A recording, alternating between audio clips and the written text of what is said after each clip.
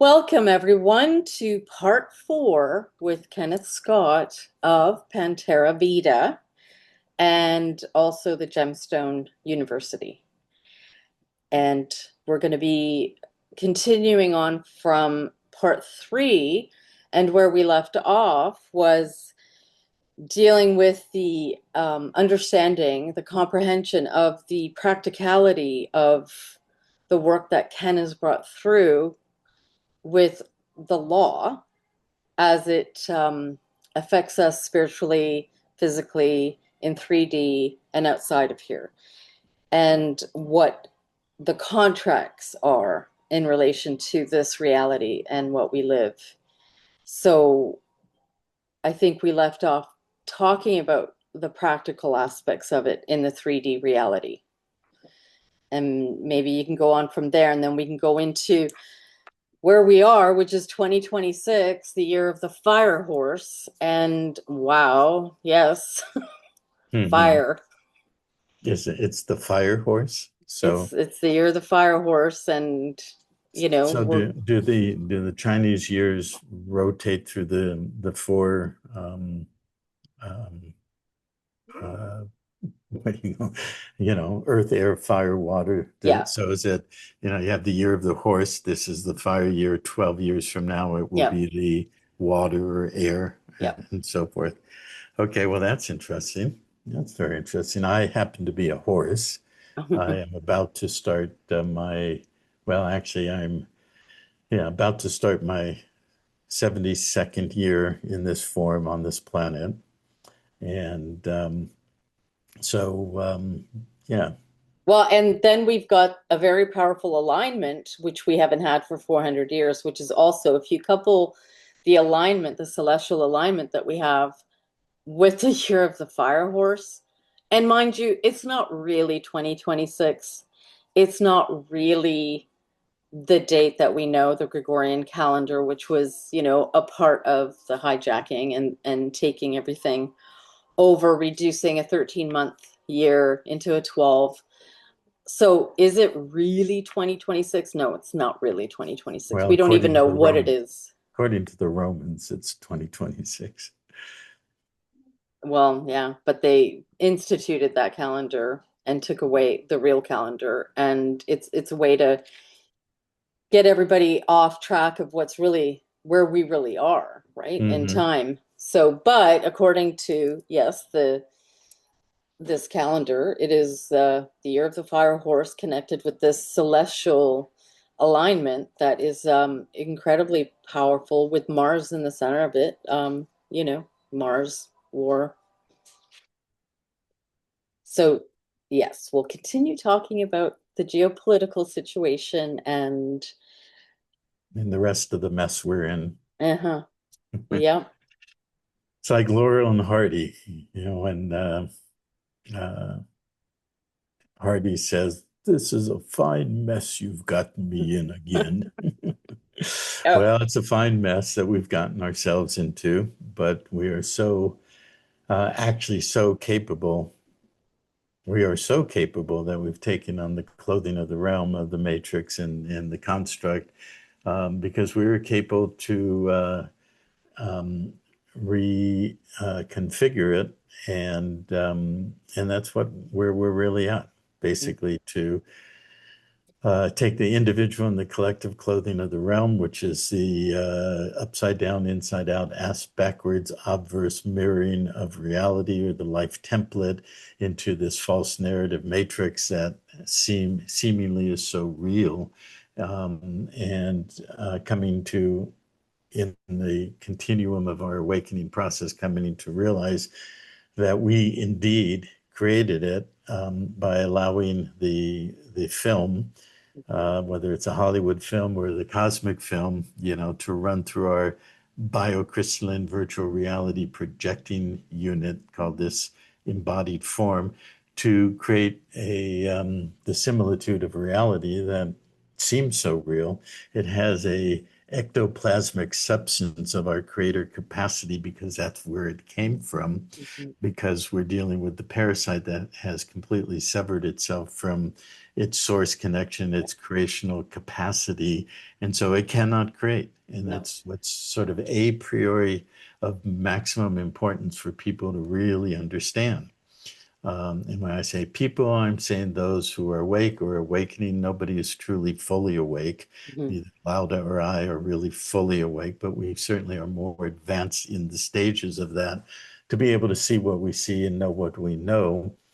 But the people listening here that we're talking to are in the awakening and embodying process, and to really understand who we really are and what this similitude of reality is, and understand that we did take it on by will, purpose, and intent because we have the capacity to transmute it, Mhm. transform it, resolve the karmic entanglements, which includes the ancestral lineage that are in our physical bodies and the genetic system, the living library of our genetics in every cell, and understand that when we withdraw consent, when we sever the attachments and the entanglements, do the inner work for the transmuting, transforming, and resolving, then we are literally in an exponentially expanding way, withdrawing the capacity of the false narrative or the parasite to run its movie. Mhm. So what I'm experiencing in living through these moments that we're in right now is the end of the movie, which is nothing more than a repetitive cycle that continually has been looping in Yeah. infinite number of times.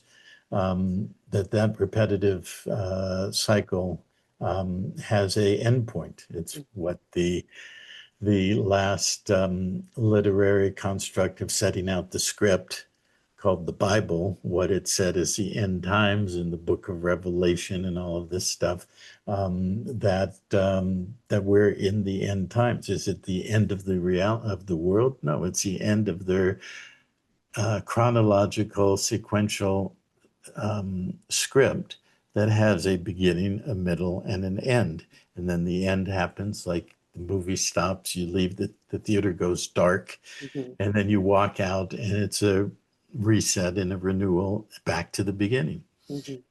And the Bible in the book of Genesis starts with the words in the beginning. But what I learned recently is that the Hebrew is Bereshet, which has a similar sound phonetically to be reset. Mhm. So it just says it right there because they always have to tell us, they always have to put it out in plain sight. It's hidden in plain sight for those with eyes who can see and ears who can hear and hearts that can know. It's always self-evident because they have to. They have to put it in a mirrored reflection so that we, inductively take it back down into our center point of creation, and we start remanifesting the same script. Mhm. And they have the technology to do that. They have the technology to create the dome firmament containment, and they have the technology to run it to the end of its cycle, to the collapse, wipe the screen. It's like you're literally, Mhm. now that I'm saying it, it's a very good metaphor. You're in a movie theater, it's dark, you're watching the movie, and when the movie ends, the theater goes dark. And what happens when it goes dark is our memory is wiped, Mhm. and we suddenly find ourselves in this amorphous um, field of nothingness, and then suddenly we're back incarnating, we're back in the reset, and then the gods come along and they basically say be reset in the Mhm. beginning. There's a new heaven and a new earth, because the heavens, the stars and everything else that are up there in the heavens have basically been reset. They won't be the same. It won't be Pisces and Aries and these stars. It'll be all jumbled up again. The Mhm. great Mhm. AI God in the sky will just reshuffle it like the shuffling boots at the blackjack table in Las Vegas. It reshuffles the cards. Instead of 52 cards, it's 10 billion cards, Mhm. and it just resets a new construct. It's a new heaven and a new earth. Our minds and our memories Yeah. have been wiped because we have gone into the polarization of the disconnect.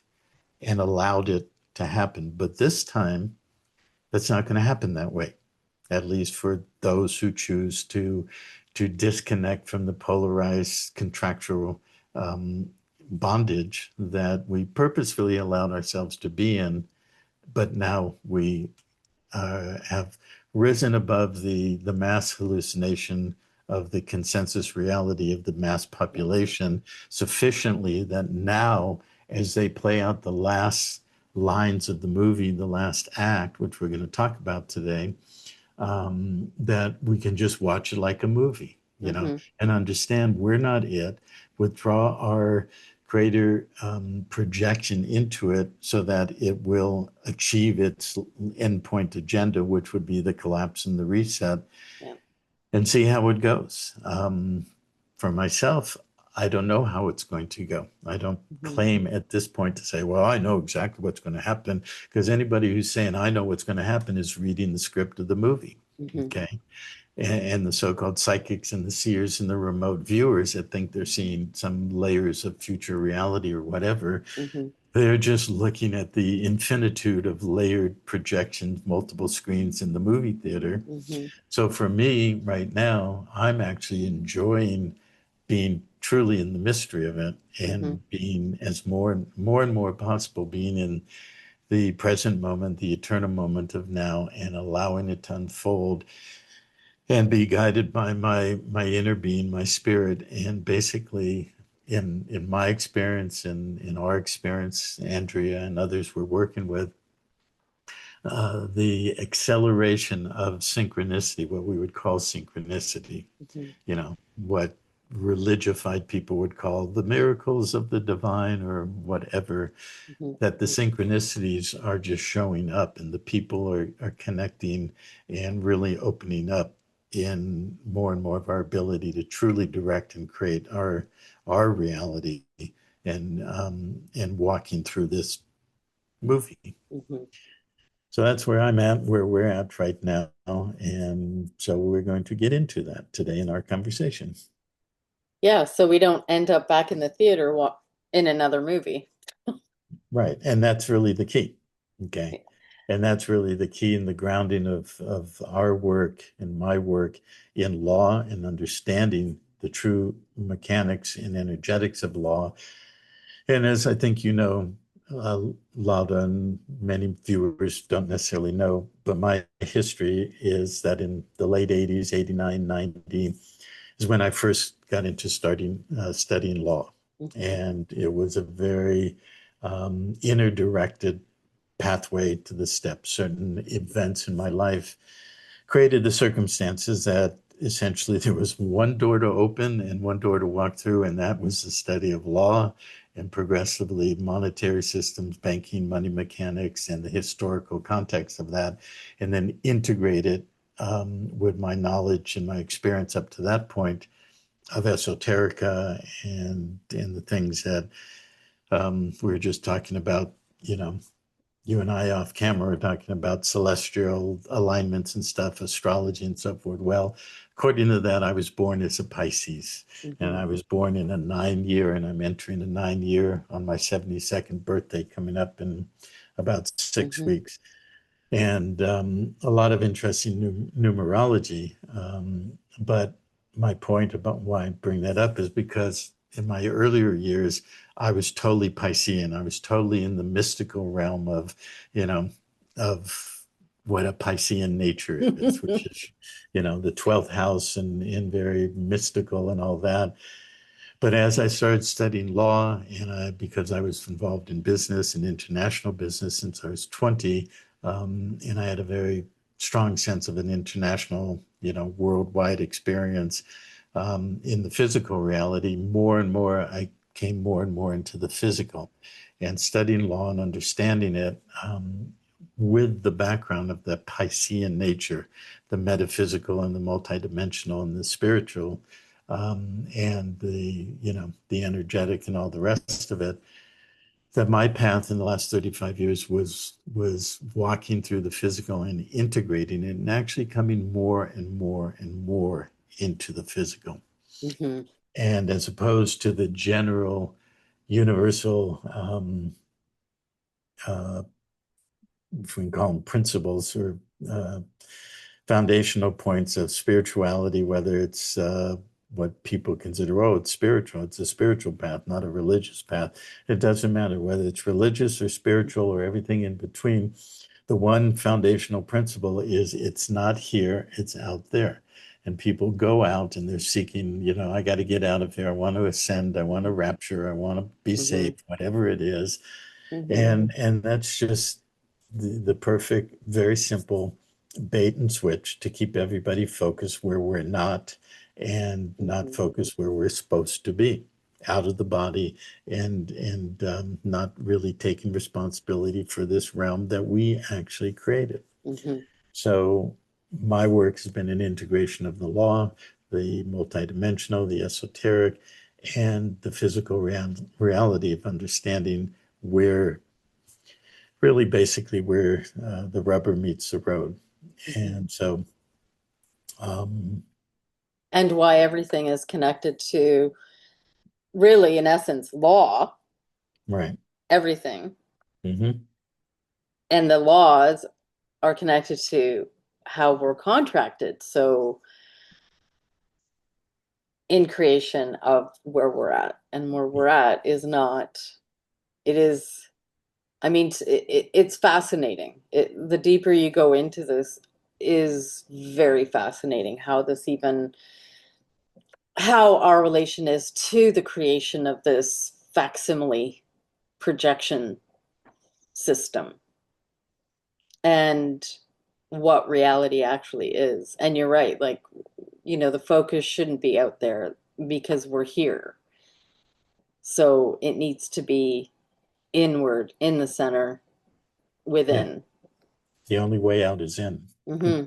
But what does that mean? In, does that mean, you know, go inside, meditate, and just ignore the external reality? Or does that mean into the physical, into taking total reclamation to reclaim our complete whole system as an incarnate form? That's the physical body, the flesh, bone, blood, lymph, brain matter, mitochondria, the cells, Hmm. and most especially the genetics. Because the genetics, we can clearly see, especially what's happened in the last 5, 6 years, that the prize, the Mm, absolute prize, the brass ring on the merry-go-round is the human embodied genetics. And to take control of that and bind it and bond it to the binary coded computerized AI construct of a transhumanistic fusion, yeah. supposedly a man and machine. And this is the work that we've done in Panterra and in our process of embodying the law and status correction and all the rest of it. And it gets down to a very simple formula, which is we are in a universal creational field, an expression that we would call a universe, within which, as a whole system dynamic system Hmm. of, like the Russian dolls, the smaller and smaller Hmm. we go, it's the same thing, but it's built on the same template, but it's smaller in scale, down to the atom, Hmm. which theoretically is physical, but it's not really physical, and it's energetic and all the rest of the that in quantum physics. But in this creational field that we would call a universe, there is a priori foundational principle, which is sovereign free will. It's the total absolute embodiment through individuated expression of living beings that we have sovereign free will. It's an absolute. And as such, the only way we co-create together is through coming together by the principles of the law of contracts, entering into two agreements that a contract requires full disclosure, a meeting of the minds, just and equitable compensation, equitable exchange, value for value, and things like that. So that creates the law. Contract creates a law. And because I've studied the law in this world system for 35 years, I see that as an absolute, that everything that's constructed in the system is fundamentally based on that. And in order for a contract to be valid, there must be mutual consent. And so, in this great document that's considered the pinnacle or the fountainhead of freedom, called the Declaration of Independence, it says in there, um, consent, government by the consent of the governed. So that sounds really laudable, Mhm, mhm, to use your name, the laudable, uh, the positive expression of that. But it's actually that which binds us to this governmental matrix system, because they go on the presumption of consent. mhm, And so if we're consenting to the vast amount of contracts that they've laid out before us to do everything and anything we want to do to live in this reality and bind us to the terms and conditions of that contract, this is why it goes back to the reset. Be reset, but when it's reset, the new heavens and the new earth are completely exposed. It's full disclosure. mhm, Here's your program. mhm, Here's your perceived heavens and earth in the celestial design of the zodiacal wheel, mhm, and the sun and the moon and whatever else shows up in the next reset. And on that first instant of revelation or opening to the new earth and the new heavens, all the terms of the contract and all the conditions and all the constructional intersecting dynamics, it's hidden in plain sight. mhm, And we enter into that contract. And then we go through what's called time for thousands and thousands of years and bind ourselves to the god of time known as Kronos or Saturn. And we go on to that linear construct and we walk through time, playing out the script, ending up at the end and basically fulfilling our obligation to remain bonded and bound to their narrative that we've accepted as real, mhm, and then once again, over and over again. And so that's the basis of law. And so that phrase, government by the consent of the governed, look around. We've got billions of people who have essentially tacitly and implicitly consented to the world government that's now unfolding. mhm, And it has all of the earmarks and the construction of a binary coded, polarized, AI controlled, AI Godhead construct of binary expression, light and dark, good and bad, black and white squares on the floor of Westminster Abbey, where Parliament creates all the rules that bind the estates of all the people who are treated as infants, and therefore they must be bound to the rules of the narrative. And we give our consent over and over again. So that's what my study of law and everything else over the mhm, last 35 years, in my 72 years walking in this physical reality and waking up and remembering a lot of things about what we have done over eons of time and repetitive cycles in time mhm, to come to this endpoint. And it's all hidden in plain sight. It is all there. So we can't say, you didn't tell us what the mhm, rules were. You didn't tell us the nature of the contract. You didn't tell us what we were getting for the benefit of, what we were getting in terms of benefits and privileges to live in this reality that you say you're the God and we're the mhm, minions. And so we're in the dominion, in the dome, and we're the minions of this Godhead and all the rest of it. And really, the fundamental response is just like the good witch said to Dorothy, you've always known how to go home. You've mhm, always had the way to go home. And that's what we're coming into. We know how to go home. And mhm, actually, we've never not been home. We've mhm. just been hanging around in this false narrative, doing what we came here to do. And now the time is to take it to the next level as they take it to the end point of their script.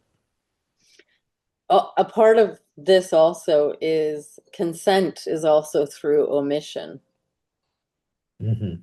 right? So you may not necessarily be thinking you're consciously consenting, but if you don't do anything at all, they take that as a consent. They take that as a yes. Yes.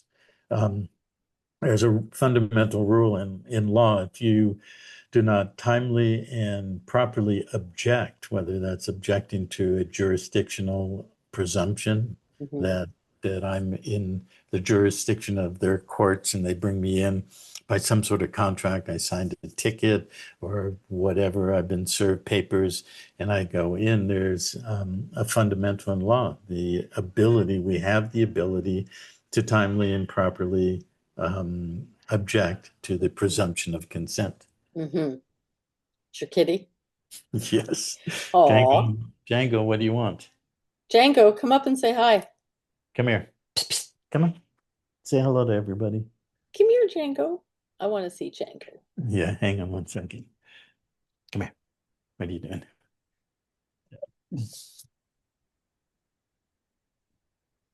Okay, Django.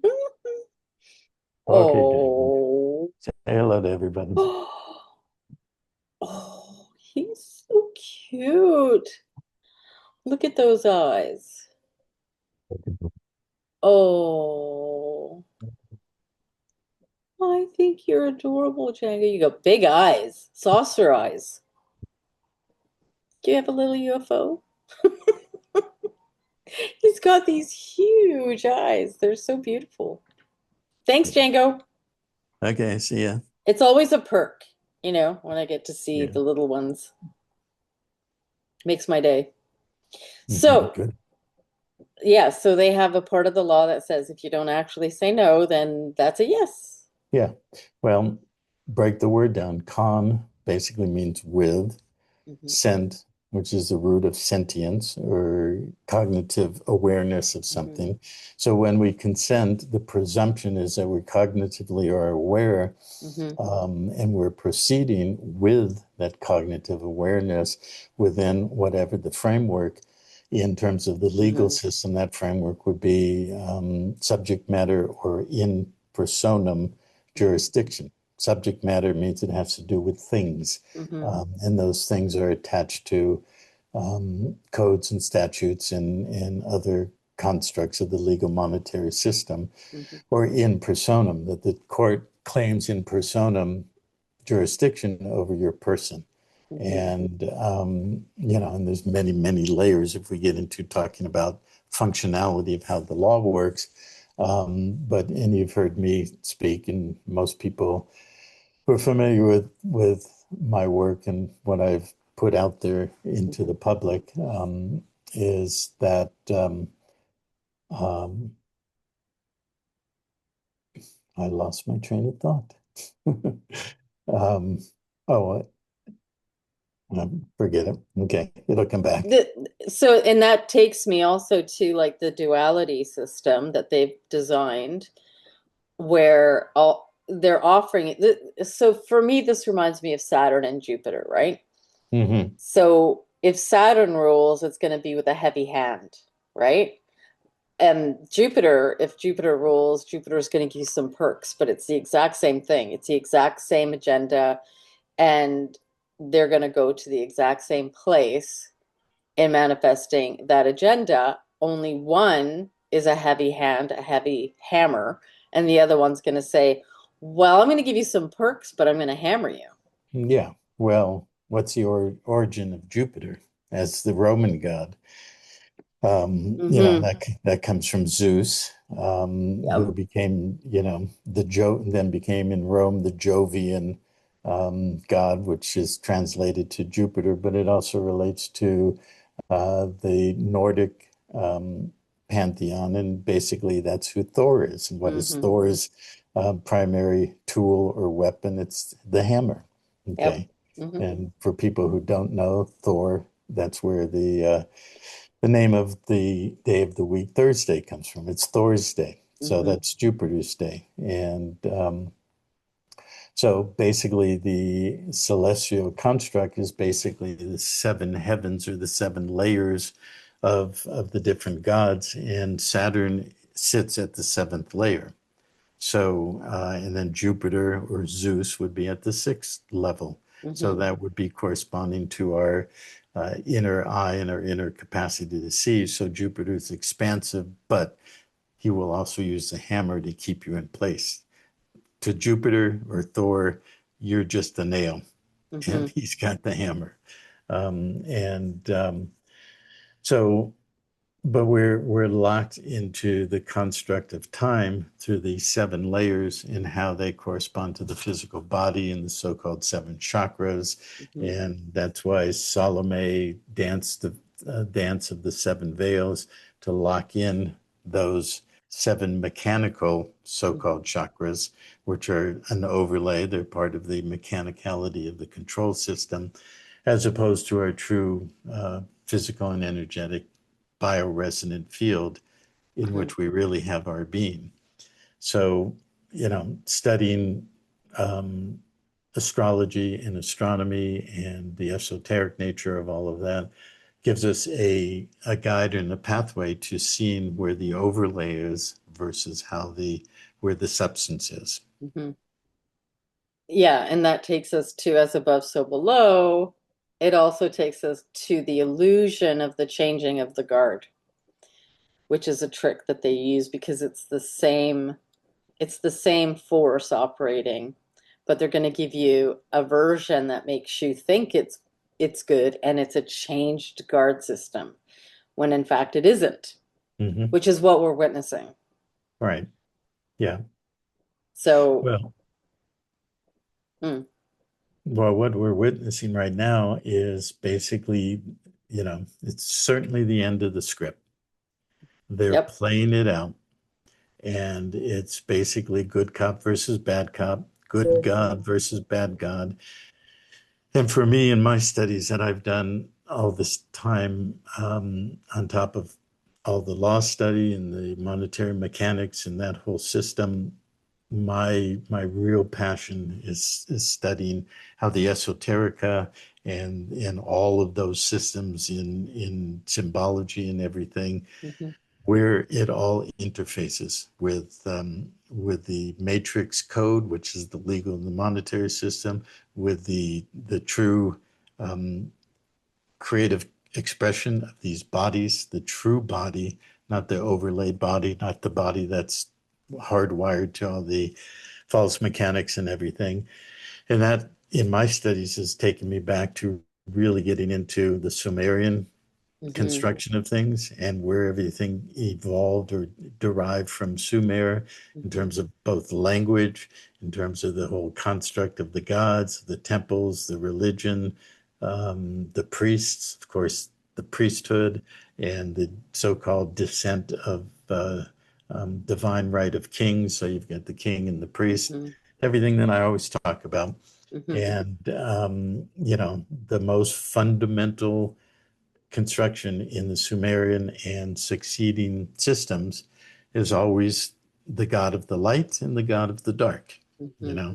And we've Hmm. got that in Enlil and we've got it in Enki. And Hmm. Enki is the lord or the priest of the earth, and he's the model of what followed with Hmm. Osiris and Horus and the Babylonian gods and Marduk and on into the Greeks and the Romans and so forth.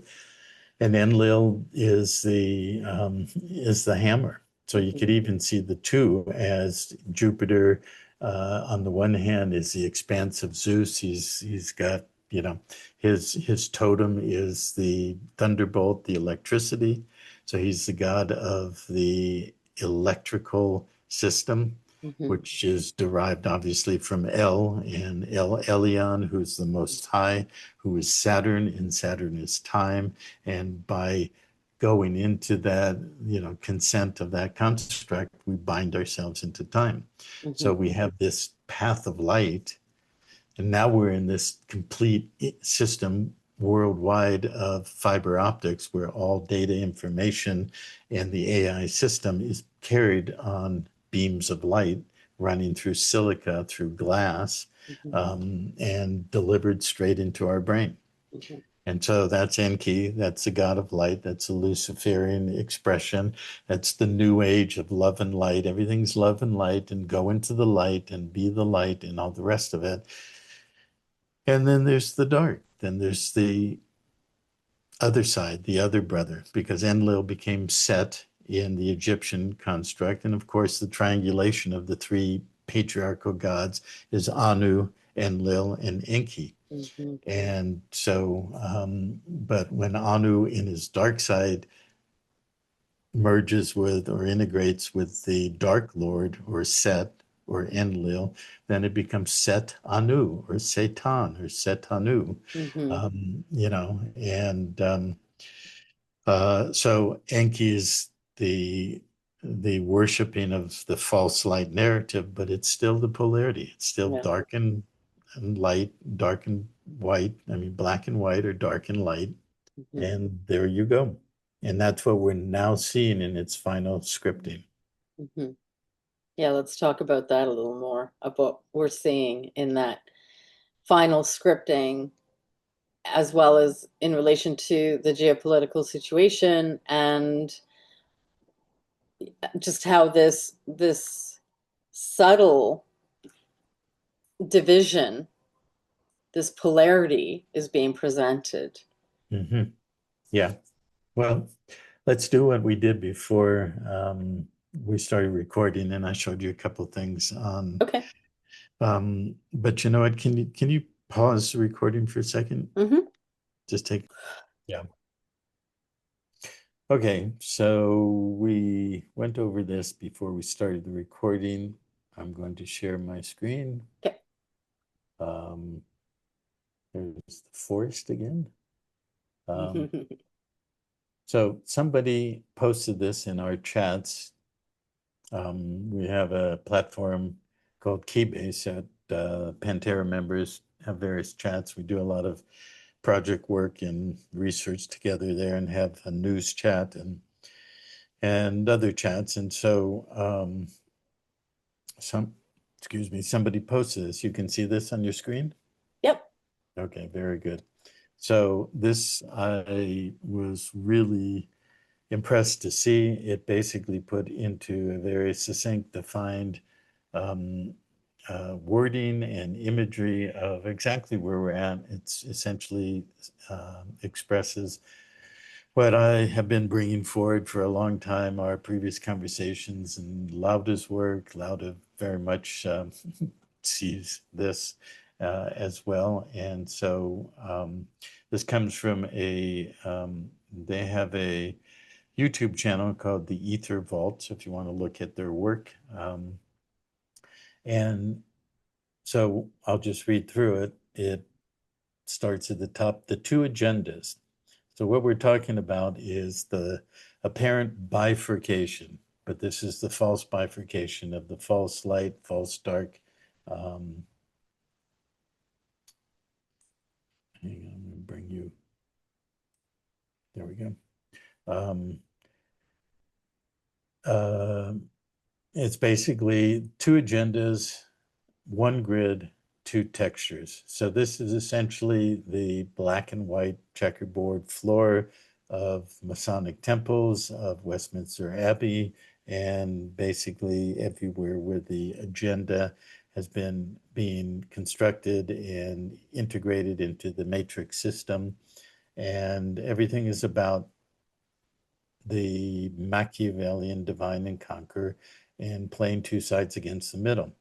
And as much as a lot of people know this, a lot of people see this, we have to really know that the vast majority of the world's population, even those who consider themselves relatively awake, they don't see it. So we can go into all the alternative media and all the political machinations of back and forth, and it's right there. They're still flowing themselves into one of the two component parts of the bifurcation.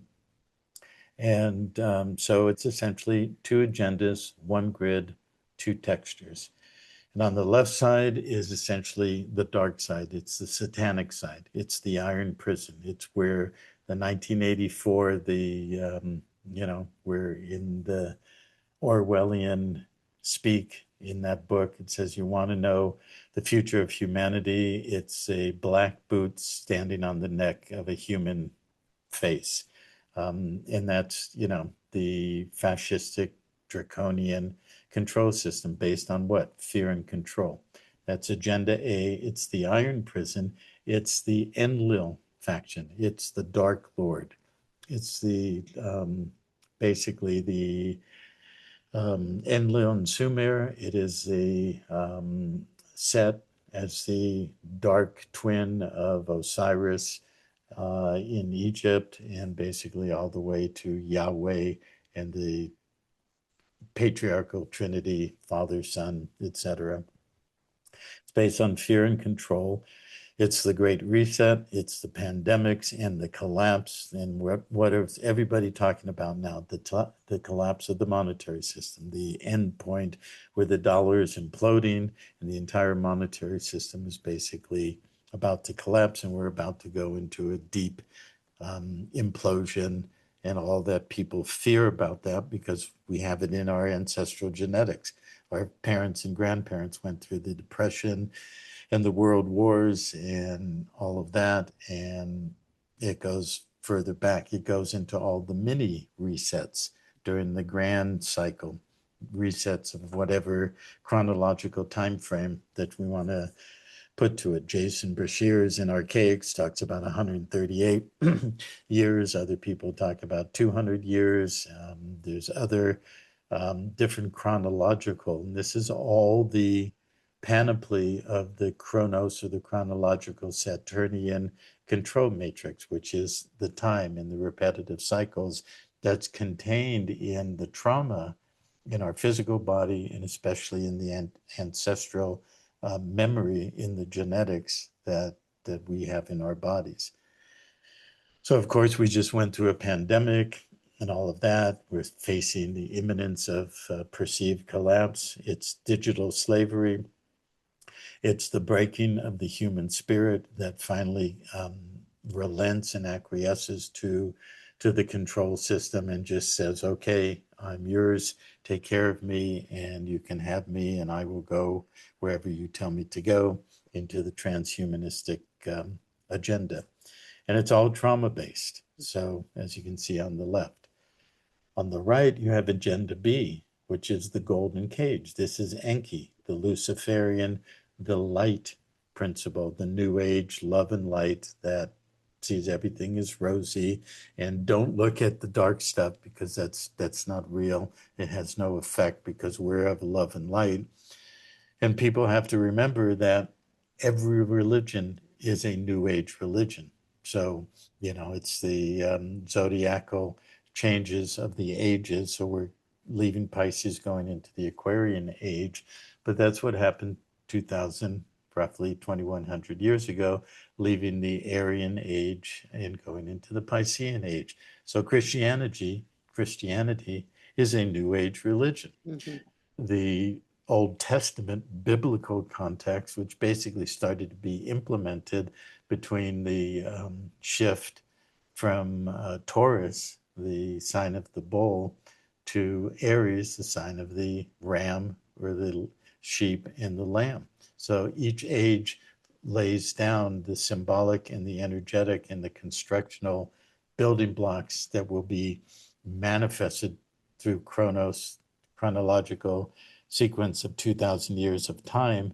And then there'll be another shift in the heavens, the same script that I described at the Be Reset, New Heaven, New Earth. That's the script that was imprinted on us in the very beginning.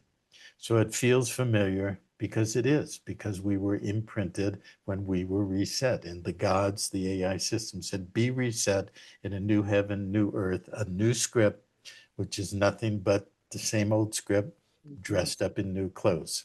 Yeah. And that's why it's so familiar. And then there's the dread of the negative side of the ancestral memory, which is, oh shit, here we go. They're going to suck us in. They're going to collapse us. They're going to wipe our memory and our higher function and our connection to source, which they never can disconnect from source, us from source, because if they did, the whole thing would collapse. They need us to project this into their holographic movie theater. Mhm. Okay. But they can wipe out the higher functions and the higher mind and the higher memories so that when you wake up in the new heaven and the new earth, it's amnesia and you pretty much have to start rebuilding yourself. And then you take 10,000, 12,000 years, you rebuild yourself, you start remembering who you really are, who we really are. And then we're at the end point. It's like going over Niagara Falls with a barrel. Oh shit, here we go again, Mhm. you know? So, and they just posit the same thing. It's always good cop, bad cop, the light versus the dark. Enlil or Enki is the light, and Enlil as the dark. Enlil is Satan, Enki is the Luciferian expression. Mhm. So that's the golden cage, the golden age, you know, that's what they put into the end script is, oh, when all this happens in the book of Revelation, we're going to go into the golden age. So what has Trump been talking about? What is the whole thing that's been really foisted in the last 12 months on the psyche of the mass population? That if you follow this direction, you're going to go into the golden age, and then we'll go to heaven, we'll be with Jesus, we'll be with God, and all the rest of it, and won't it be wonderful? And but in the Bible, it says the golden age will be what? 1,000 years. Mhm. Well, that's all we get. We get 1,000 years, and then we Mhm. have to go back, you know, and you know, it's like Mhm. 1,000 years of peace, you know, and then the clock runs out, and it's like, oh shit, 12 more hours, and then the golden age of peace for 1,000 years is over. That Mhm. means we have to give up peace tomorrow morning and pick up the guns and go back to war for another 11,000 years or so, Mhm. you know? So, and there's a reason for that 1,000 years, which we can get to in a moment. But anyway, so on the right side, you have this golden glow. You've got the robot. You've got um, the UFOs. You've got Jesus and the sun god at the top, and you have comfort in technology. But it's always an externalized technocratic control system of technology that gives now it's Brave New World. It's Aldous Huxley's counterpoint to Orwell's 1984, Mhm. um, both of whom came from elite families who knew what the script was. And so one would, you know, woke up enough to say, I know where this is going. It's 1984. And the other woke up and said, no, I know where this is going. It's going to Brave New World. Mhm. And so that's going into the digital age and all of the superficial external palliatives of the digital system, you know, whatever that may be, the entertainment, the banking, the money, or whatever. It's all digitized, which is a binary coded system as it Mhm. is. So it's Agenda 47. Hmm. So we're Mhm. in the Trump era of the 47th president. Mhm. It's the smart cities. It's the AI paradise. It's the seduction of the human soul rather than the breaking of the human spirit. And it's based on basically the mind false illusion of paradise or salvation and all of the rest of what religion or secular religion of the Brave New World, what that all represents and promises. Mhm. The bottom line down here is either way, you give up your sovereignty. Either way, the AI wins either plan, okay, either path. So, so this is constructed in whole from the beginning of a reset. Yeah. And as I said, the minute you wake up with the mind wipe and we're back to primitive levels of things, no technology, it's completely infused into the genetics. And we have the genetic memory of the ancestral lineal memory from our physical embodiment and all of the ancestral lineage that our living library of genetics has basically infused into our genetics.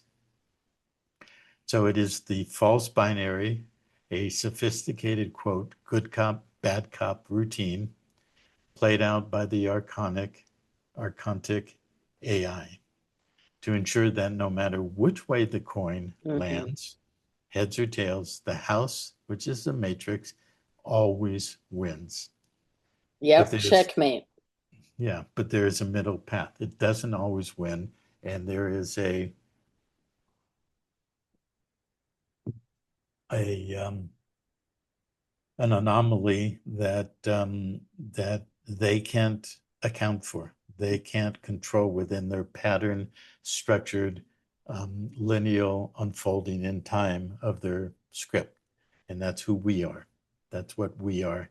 And that's what we're doing here in waking up and watching the movie on both sides. Isn't that interesting? There's the comfort and technology path. Hmm. There's the fear and control path.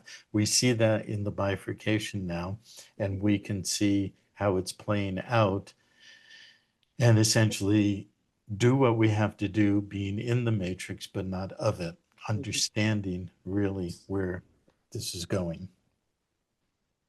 Exactly. It is very sophisticated. Oh, to say the least. It's quite extraordinary in Hmm. its complexity of sophistication and its expectation that no true seeing, knowing, intelligent being who has integrated him or herself into the embodiment of being one's true and authentic self, more and more embodied in this living system, the living library of our genetics, the living library of what the genetics is in terms of a true organic computer, for lack of better term, that is conversant, interconnected with the whole of the cosmos and the universe, and returns to home or center and basically reclaim everything that we are. Because when contract makes a law, we have the full power of both acceptance of the law or the contract, and we have the power of rescission of our signature that has been attached to every contract. So in the regular legal system, and what we teach in Panterra and in our processes of education and status correction and so forth, there's fundamentals, the power of acceptance, that rather than polarizing with what they send at us through their legal and monetary mechanisms, we have the power to accept it. And I won't go into more detail as far as how the law mechanics work, but when you accept it, you're fully um, accepting the equitable interest, which in creational terms basically is the expression of who we are as creational beings. That what the legal system has been set up is to put us into a containment of a controlled estate, whereas the larger whole of our being and everything we've created through our capacities is an equitable estate. But in legal terms, we abandoned it. So Hmm. um, when you abandon something, then they go into their maritime law. And in maritime law, there's a principle called salvage and claim. Hmm. You know, this is why we've heard since we were little this thing about the captain always goes down with the ship, because the captain is the authority through the maritime rules and the Admiralty office back in London, that that the captain holds the equitable interest of the vessel, the cargo, the crew, and the ship itself. And if the captain abandons ship, then that ship is subject to the rules of abandonment, the rules of salvage, and the rules of claim. So we have abandoned our own, um, I won't use the words vessel or ship, those are maritime terms, but we've abandoned our true equitable estate. And that's done by the way the system is constructed from the moment of birth, what happens with the mother, and the registration of the birth, and what a lot of people call the birth certificate, but it's much more layered and complex than just saying, oh, it's just the birth certificate. But Hmm. basically, it's a matter of equity and the matter of estates and the equitable beneficial interests of an estate. Well, our estate was abandoned by our parents. Our parents let go of their true right as lawful parents, biological and spiritually, and they became legal guardians. They became a guardian of the property that was pledged as collateral to the franchise facility that creates the public debt, monetized debt, and all the rest of it. But we have the capacity to claim our estate, to reclaim it. And these are the steps we do in law and abiding by their legal system, but standing on what we know, both in terms of terrestrial law and in terms of universal law. So if the captain abandons the ship, it's subject to salvage and claim. Everything we've ever created in all of creation is contained within the equitable resonance of our biofield and our living library of our genetics. And if and when we abandon it and do not claim it, then the parasitic system, everything that we see here on the screen, can claim it. They can salvage it because we allowed the ship to go down, to go underwater, to be submerged under the waters of commerce, which basically means debt, to be bonded to the debt or the monetary debt system, and to be recycled through the debt karma system of what we were just talking about, the reset, be reset. So, you know, we're at the point where we need to basically claim our being, our equitable estate, and sever the attachments to the entanglements that will pull us over the falls of Niagara back into the reset, and to basically remove the presumption of consent, and that's the center path. Okay, that's the neutral path. That's why what we talk about in Panterra is going to peace, going to the resolution and integration of this binary coded system of the dark and the light. Going in, the only way out is in, but recognizing how much entanglement we've accepted and allowed through our course of time, and work in resolving and dissolving essentially the bonds that attach us to it. And that is the true path to returning home, to call it the exit strategy from the matrix. Um, and then and this was posted in one of our chats by one of our members last week. So, so this is the other one. This member posted these two from the same people at Ether Vault.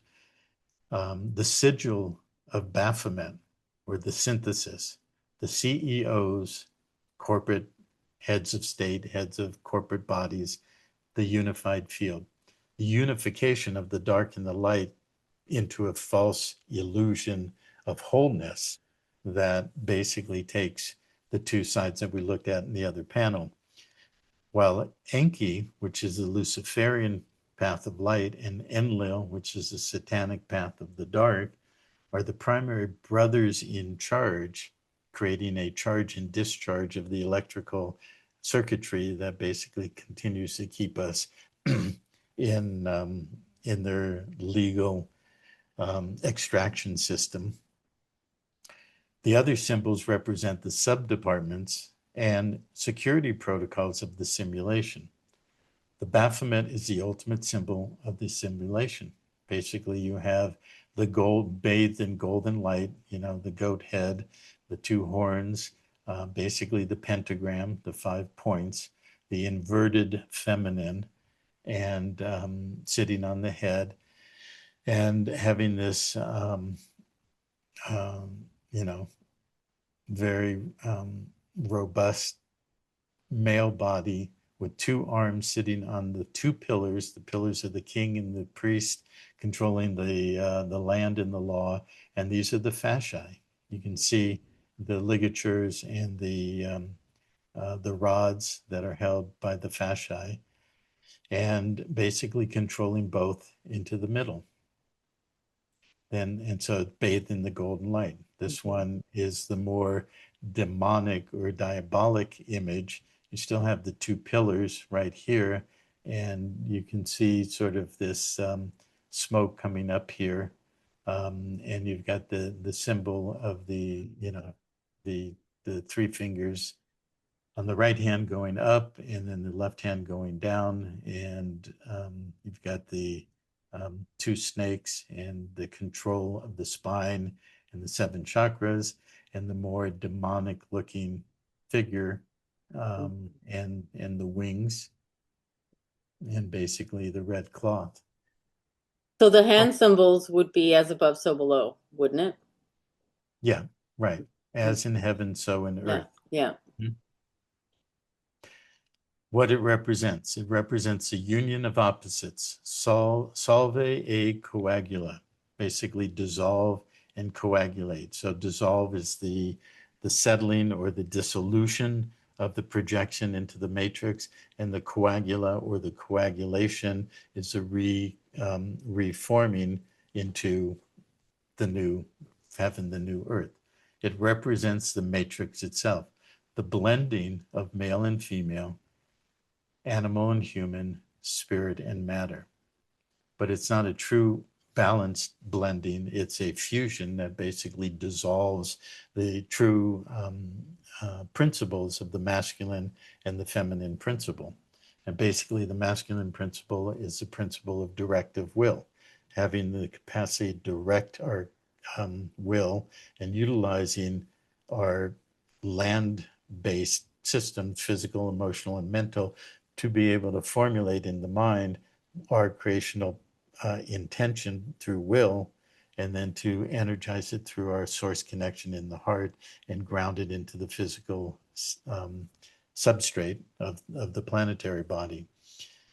And then, you know, it's perverting the animal, and saying that the human is nothing but an animal, and perverting the true nature of the animal domain, and certainly debasing the human, and basically doing the transhumanistic fusion of spirit and matter. Mhm. The faction. This is the Anu Council signature. It represents the appearance of a unified front where Enki's technology, light technology, and Enlil's laws, the draconian law of the priest and the priesthood and the Godhead and the Yahweh system, they meet together to create the 3D containment. And going back to Enlil and the Sumerian, Enlil had two totems, two basic power elements, and one was the web or the net, Mhm. the other was the bow. And in Revelation, when the white horse comes in, the rider on the white horse is carrying a bow. Well, that goes back to Apollo, who was the sun god, which is really another expression of Enlil as the power point, and Enki as the sun, or the son of God, and the sun itself, the solar logos. But Apollo had his totem, or his power tool, was the bow, and the arrow was that he shot. The arrows he shot with his wife Corona, and their daughter were dipped in the poison pool of their daughter, who was known as Pharmakia, and that is the word in Greek for sorcery or illusion or black magic. And that's where pharmacia or pharmacology and pharmaceuticals, where that derives from. And so, what is the actual arrow of the bow?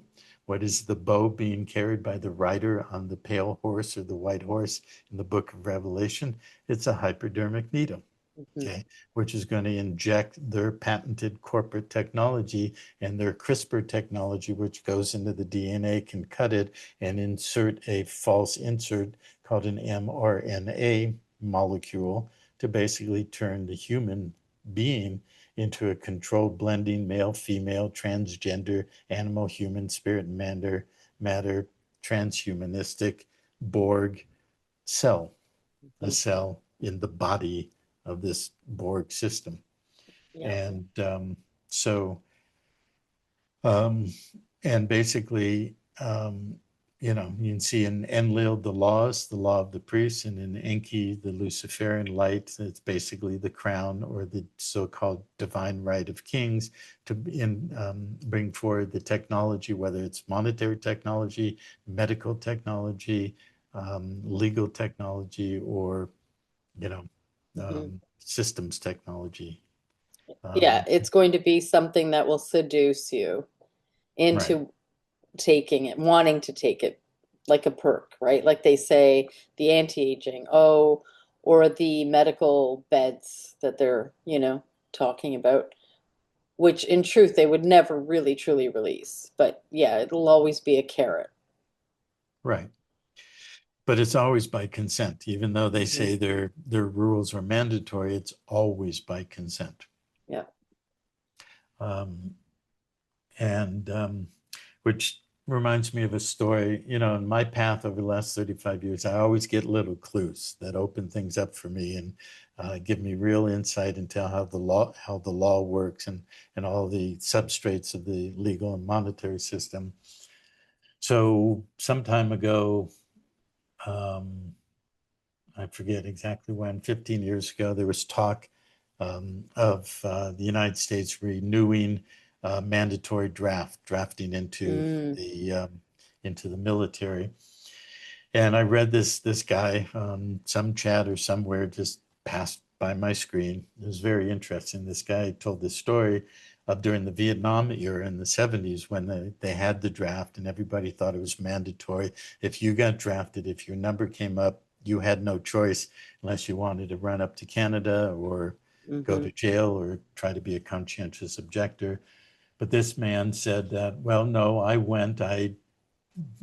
properly, went down to the enrollment center and said, okay, my number's up here, I'm reporting.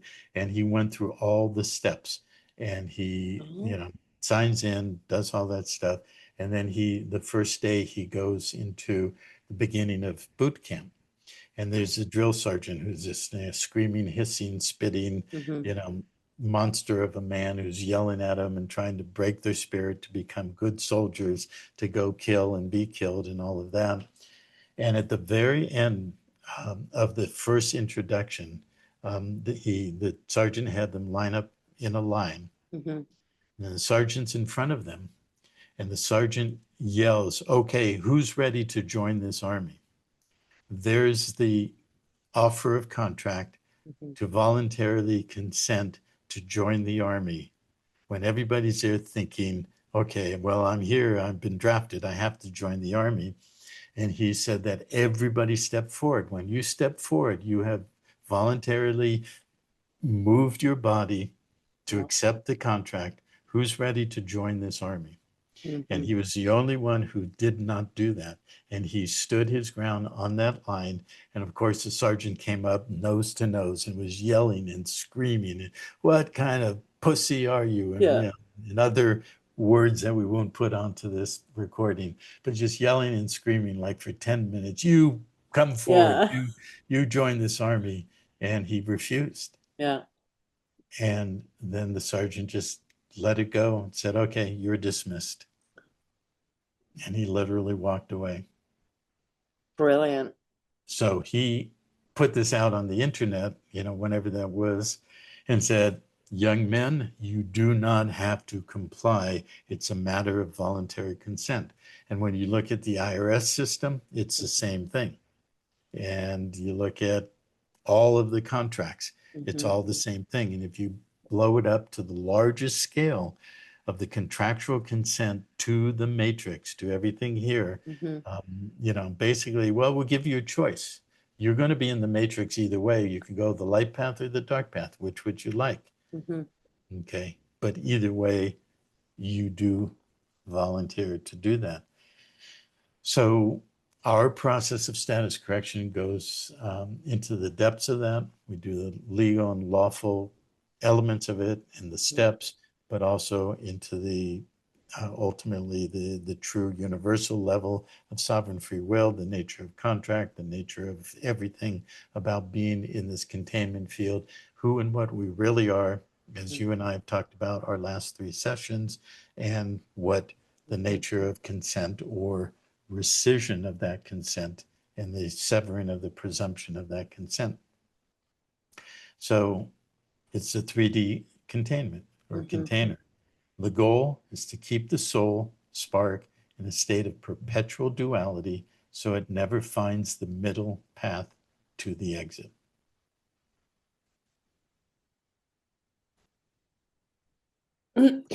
Yeah, and it also, I mean, just thinking about certain aspects, like they make you believe that you have to pay land taxes. So if you buy your home and you think you bought your home, but you don't really own your home, that's the whole illusion too. Then you have to pay land taxes. Then there's also the taxes. It's just like in every aspect, it's it's containing. It's containment in every aspect. They're doing the same thing as in that military experience of that man speaking. Yeah, yeah, of course. But it goes very deep because of the acceptance, starting first with the abandonment of the estate by the Mhm. parents. They become legal guardians. That sets up in law what's called a guardian ward relationship, the state being the guardian, the Mhm. ward being the the foundling of the newborn true embodied being who then becomes under a legal guardianship of what used to be the lawful parents, now they're the legal guardians, and then what the choice of making a choice to continue that guardian ward relationship at your date of your majority age, your 18th birthday, which almost everybody does because they're not educated or told, well, you have a choice. And then everything you do from that point, we're basically contracting and recontracting and reaffirming our contract over and over again, dozens of times every day. Mhm. And so by the time it comes to buying a piece of land or property, that we're just simply the authorized signatory to put up a juristic person who has a credit-worthy standing to bring Federal Reserve notes or Canadian dollars or whatever it is, along with the signature that brings forward the private equity in the underlying estate to attach to the title. Mhm. And then there's this thing called title insurance. And then when you insure something, basically you hypothecate the value of that substance of value, whether it's a body when you have life insurance, whether it's a car when you have car insurance, or whether it's a title to property when you have title insurance. Mhm. And that just puts it right into the whole debt monetization system and all the rest of it. And then I don't know what it's like in Canada as far as the documentation, but the documentation here in the States, I'm sure it's a variation on the same theme in Canada and pretty much everywhere, um, is that you're a tenant, you know, you're a Right. tenant. Yeah. And then so and the word tenant goes back to something called the Cestui Que Vie. And the first Cestui Que Vie was done in 1540 by Henry VIII. And the Cestui Que Vie of 1540 gave administrators of estates the right to claim past rents and tenements. So this is where you come into basically, being a landless peasant or a serf lifted off the land, put into the containment field, bound by the laws of the priest and all the rest of it. And then you go to 1666, the next Cestui Que Vie, which has to do being lost at sea and basically losing control of the estate. Mhm. So, but what's interesting right now, up in your neck of the woods Mhm. or woods of the neck, is recently where this whole thing about the Canadian government giving the land authority Oh, yeah. back to the tribes, and Mhm. basically the whole thing about what's going to happen to all of these people who have, you know, statutory title in the construct that I just described, when they no longer have any claim. Okay. Mm-hmm. Of course, it gets more complex, and I don't want to go into, that particular thing, but for people watching who aren't familiar with it, Lauda's in British Columbia, um, Mm-hmm. and so recently the Canadian government basically agreed on a settlement of a lawsuit to return the title, not the title, but the to remove basically the claim of the overlay of the titled system and the true standing of the original people who have an original genetic resonance with that location on the physical Mm-hmm. land of the earth body, that they're actually relinquishing that. And of course, there's all kinds of other legal title issues that people own homes and think they own their Mm-hmm. property and their land. That's a whole other thing, Yeah. other story. But that is a very interesting event, Mm-hmm. um, which indicates that there are other things happening besides what I just showed in those two panels, Mm-hmm. besides the light path and the dark path and the good cup, good God, bad God of Mm-hmm. Enki and Enlil. And what is basically being made available because of the implosion and the collapsing of this binary system, Mm-hmm. which is, besides the script being fully deployed now, totally visible in the movie theater, Mm-hmm. which we can talk about in a moment, there is something else going on, Mm-hmm. which has to do with the work that so many real beings who have primary creator standing on this world, in this world, contractual relationship, because Mm-hmm. our contract with the living being that we call this planet or the earth is a superseding contract to all the other illusory contracts. Mm-hmm. So we have the right to claim that, reclaim that, to activate, because Mm-hmm. it's been dormant, our primary standing and our contractual co-creational relationship with the being who is the living mother, the earth. Mm-hmm. Yeah. And when we do that, all else will fall away. And that's what we also see happening as they're playing out their book of Revelation and their last hurrah. Mm-hmm. I mean, it is a very interesting precedent in the sense that really, if you want to look at it that way, all of North America is theirs, not just a section of British Columbia. Right, of course. Yeah. So there is no such thing as crown land if you're going to go there. So, Yeah. you know, Well, the crown is a false corona, the corona of mm-hmm. the sun, which is Apollo's consort, Yep. corona, out of which they have a progeny or a spawn Mm-hmm. in the form of Pharmakia, who has the poison well of the poison that they've been trying to get us to imbibe and put into our bodies, whether Yeah. it's by the arrow of the bow or it's the chemtrails or all the degraded food and soils and everything, to lower our vibrational capacity so that we can't see above the threshold of the mass hallucination consensus reality. Yeah. But enough of us have moved through that and are Mm-hmm. healing our bodies, healing our emotional body, healing our psyche, healing our trauma, and so forth, that we are uh, able to see above that polarized construct. Hallucination. Yeah. And that's withdrawing at an exponentially expanding rate, Mm-hmm. the energetic attachment to our source connection. Mm-hmm. They are losing the ability to parasitically feed off the host. We Mm-hmm. volunteered to be the host so that we could force in a way the outpicturing of all of this and the true agenda, so enough people would start waking up and really seeing it.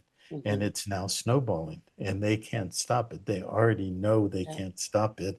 And so what we just showed on those two panels, the light path, the dark path, is simply just to awaken our memory and of reality, that Mm-hmm. that's where we've been stuck for eons of chronological time under a Saturnian Godspell and all the rest of it, but it's not real. It's Mm-hmm. two-dimensional, just like the movie that plays on the screen is two-dimensional. Looks real, feels real. It engenders fear or emotion or Hmm. all these things, but we can actually just stand up and walk out of the theater and walk back into reality, and that's what we're doing. Hmm. I mean, and so which leads us into what, the geopolitical situation, and also in terms of what's happening here, which we were discussing, I've wondered because when you think of the polarity and the duality and Enki and Enlil and that entire thing, and you think of what's happening with the land and the native, I also think, well, what's the objective here? What is the bottom line? What's working underneath this all to give the illusion of this? Because is this also part of a setup that Mhm. is advantageous to this agenda, this duality agenda? Because So it what isn't is it? benevolent. Yeah, but what are you referring to? This thing about the native Yeah, lands? yeah, as an example. Well, it's just another way of creating the polarity between, well, it's the natives who, it's their land, who are the Hmm. natives, well, the indigenous original people on the land. So then what happens to all the immigrants who came in who have actual real standing and Hmm. capacity and presence on the land? I was born on the land of California. Yeah. You were born on the land of Spain, but then you came Hmm. to Canada. Hmm. Um, so who really is native? Well, who's really native is the original prime creators of our with our original contract with the earth, that we came into this creational field that was essentially unmanifest, and we brought the living library of our eternal presence into this creational field in and entered, engaged into a contract of co-creation with Hmm. the mother, the earth principle, the living being, and created this you know vast expression of life in Hmm. millions, billions, and maybe trillions of expressions with Hmm. so-called species Yeah. and all the rest of that. That is the original contractual creational expression of this realm, or not Hmm. realm, of this earth, this living being. Okay, what came in after was a penetration and infiltration and a basically a illegal immigration, which, see, we're seeing it playing out now in what's happening. It's all this stuff of Hmm. illegal immigrants, you Hmm. know, coming in, claiming, and they've been set up to be um, basically the dispossessed, the disenfranchised, the ones who don't have the bennies of the physical reality that the first world has, Hmm. Europe and North America. Um, and so you have this illegal immigration. Well, that's just a metaphor on the movie screen of beings who came into this um, primary creation Hmm. illegally because they didn't have a contract with the earth. They had a provisional contract with we as the prime greater beings, Hmm. which we talked about the last two times. Hmm. We talked about the treaty that Andrew and I awakened to in 1999, and how that progressed in our unveiling and Hmm. integration of um, conscious awareness of it over the last 25, 26 years. That the original thought we had in 1999 was that we had to sneak in here. They were controlling, and we had to Hmm. sneak in under the radar and take on the clothing of the realm, and then, shift Hmm. it, embody it.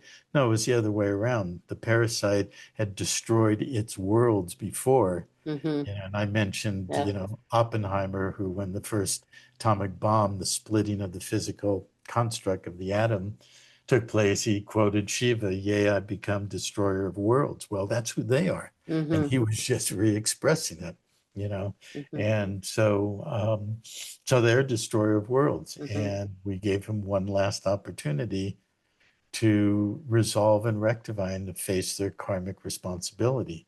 And instead, they just tried to do it again. Hmm. No, we're the gods. We're God. You're just the minions, when it's the other way around. So at this point, we're at the end point. We're at the, Mm-hmm.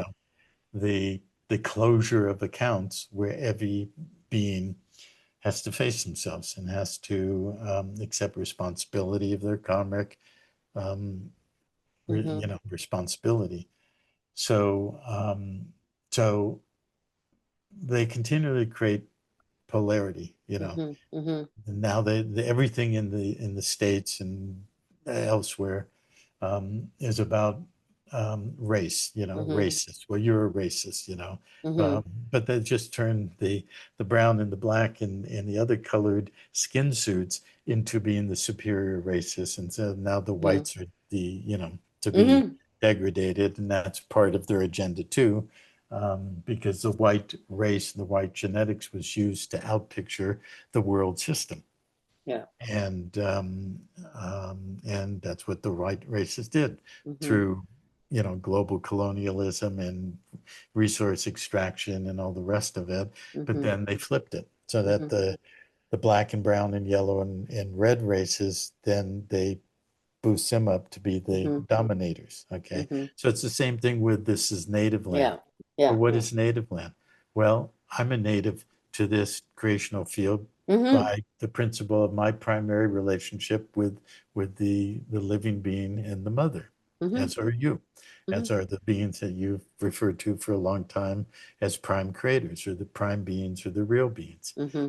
Um, Most people uh, are basically hybrids. Mm-hmm. And the wars that we see on the external screen are nothing but the externalized projection of the inner war between these disharmonious genetics that cannot harmonize because the dominator component of the genetics, that is the parasite, Mm-hmm.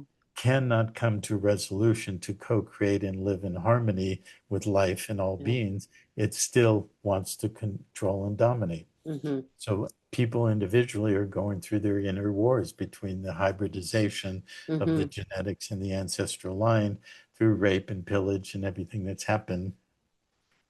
And that's the real work right now, Mm-hmm. because um, because the if you want to call it the divine Mm-hmm. dispensation is that all accounts are being settled now. Mm-hmm. And so you can settle your account, and there's mechanisms in law and the legal system, monetary system, where you can basically reclaim the estate and out of the equitable interests of the state, settle all claims and liabilities that were bonded to us through the old system. The old Mm-hmm. system is done now. They're Mm-hmm. going into the new system. They're trying to take it into the Agenda 47, the smart cities and the AI Mm-hmm. protocols and the digital reality, but we can still use that. We do not have to be at the effect of that. We can be at the causal directive Mm-hmm. um, position of that. But how do we achieve that? We reclaim our estate, we reclaim our directive principle, the true masculine of our will, truly balance with the feminine principle, which is the Mm-hmm. regenerative. That life, true life, is always regenerative. It's not a death Mm-hmm. path, it's not a death cult. The true feminine is a regenerative principle of eternal living systems, living Mm-hmm. presence. It is it is very it is very loaded. It's going into a really deep rabbit hole because everything is based on mitochondria, really. At the heart of it all, it's all DNA. Mm-hmm. And what we're witnessing in one way or another is an attack on DNA. The resets are an attack on DNA. Everything is. Yeah, yeah. So, And what is the mitochondria? It's basically the original template of the mother, the living principle, yeah. because it passes through the Hmm. female. But what is the female? What is a female body versus a male body, and why did that happen in terms of splitting the true whole being Hmm. that was a integrated whole being of both the masculine and the Yeah. feminine without these physical characteristics of a Hmm. male body or a female body? Well, in genetics, it's the basics is the Y chromosome and the X chromosome. and basically the Y is simply the breaking of the rib or the ribosome, Mm-hmm. the RNA of the mother mitochondria Mm-hmm. to break it off. And if we just look at the letter in the Mm-hmm. English language of a Y is a pillar that's been split. Mm-hmm. Okay. Yeah. And then you look at the tetragrammaton of Yahweh, YHWH, or VH, double V. It's a Y. So Mm-hmm. the overlay of the broken off um, true mother principle of the female or feminine mitochondria that created the Y chromosome, Mm-hmm. which is the split male, which is the good male, the bad male, Yeah. the Enki and the Enlil, and like that. Mm-hmm. And then you take that Y and you attach it to HVH. Well, HVH basically is the word heaven. It's the word even. It's the Hebrew word hava, which is the Hebrew for Eve or Mm-hmm.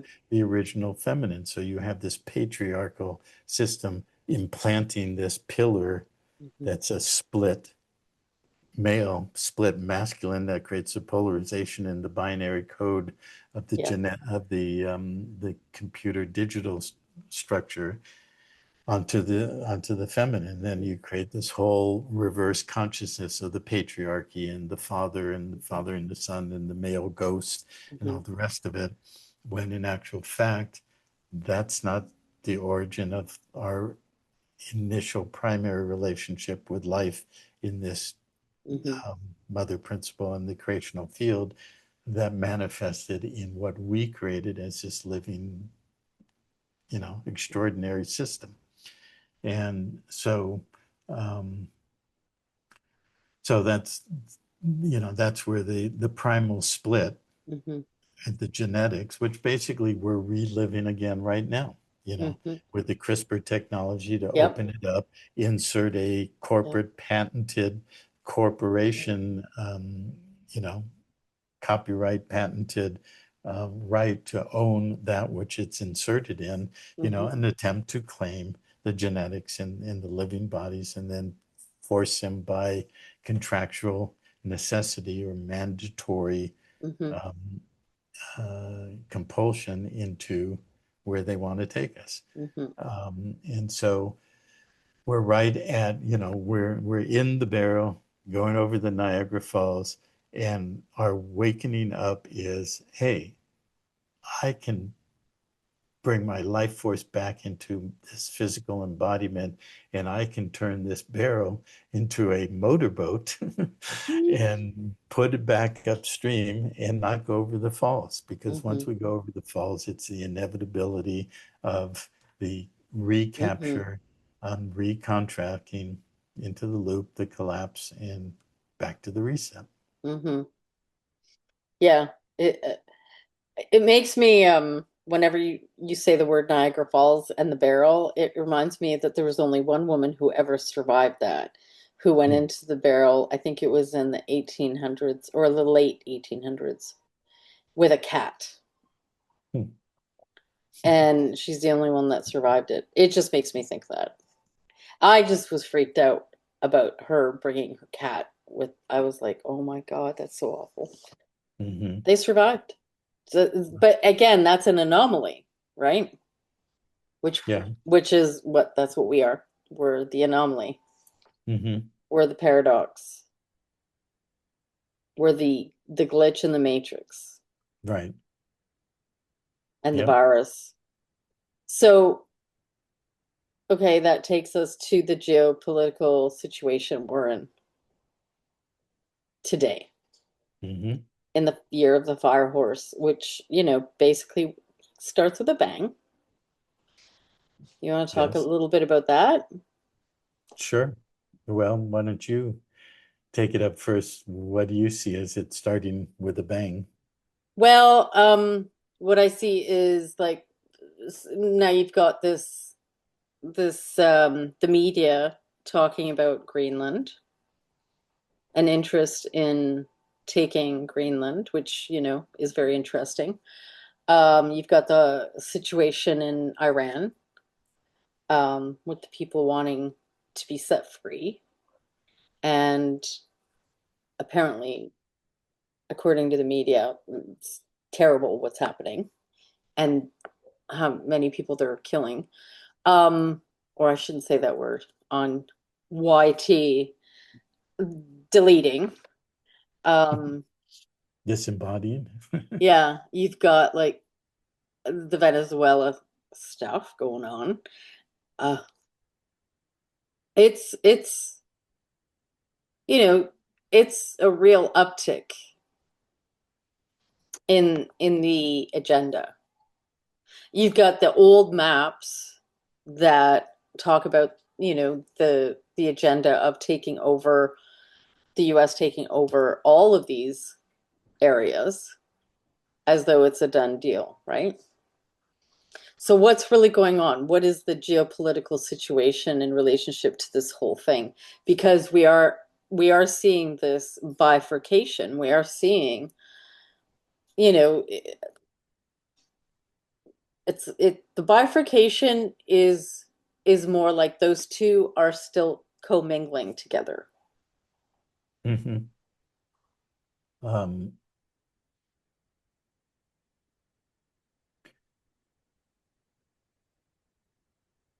well,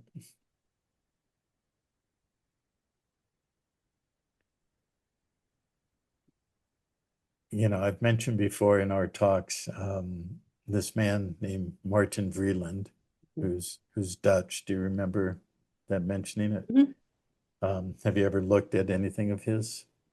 Yeah, I did after we did that video. Okay, so, but summing it up, he basically, both from his 3D reality experience, knowledge, and life experience and stuff, but his obviously multidimensional awakening process, remembering things. He basically um, talks about essentially what we have been talking about here in Mhm. this session and before, um, the the cyclical nature of the loop and the recycling, reset, and so forth.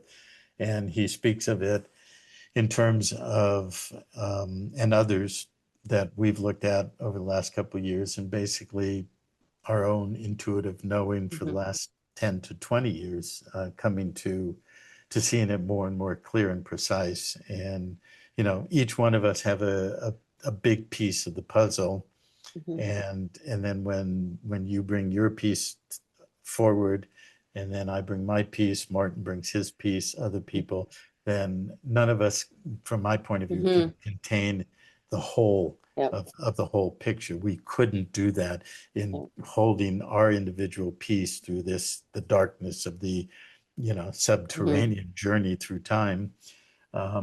So he has his piece, and that helped clarify certain key things for me. That the precise um, element of the what he described as the last snip of the original um, true timeline that Mhm. basically was hijacked, perverted, subverted by this being who we now call Lucifer, Mhm. that basically was the embodying being or spirit of what we call the Saturnian body. Right. And then there was a insert or an intrusion of what in biology would call an exosome. An exosome is what Mhm. people in medical terms call a virus, but the virus doesn't come from outside, it comes from the cells, where the cell or the body's wisdom knows there's a toxin or something not right in the body. So it creates exosomes, which means bodies outside coming out of the cell to proliferate, to basically consume the toxicity or the invading body that doesn't belong inside the Mhm. body.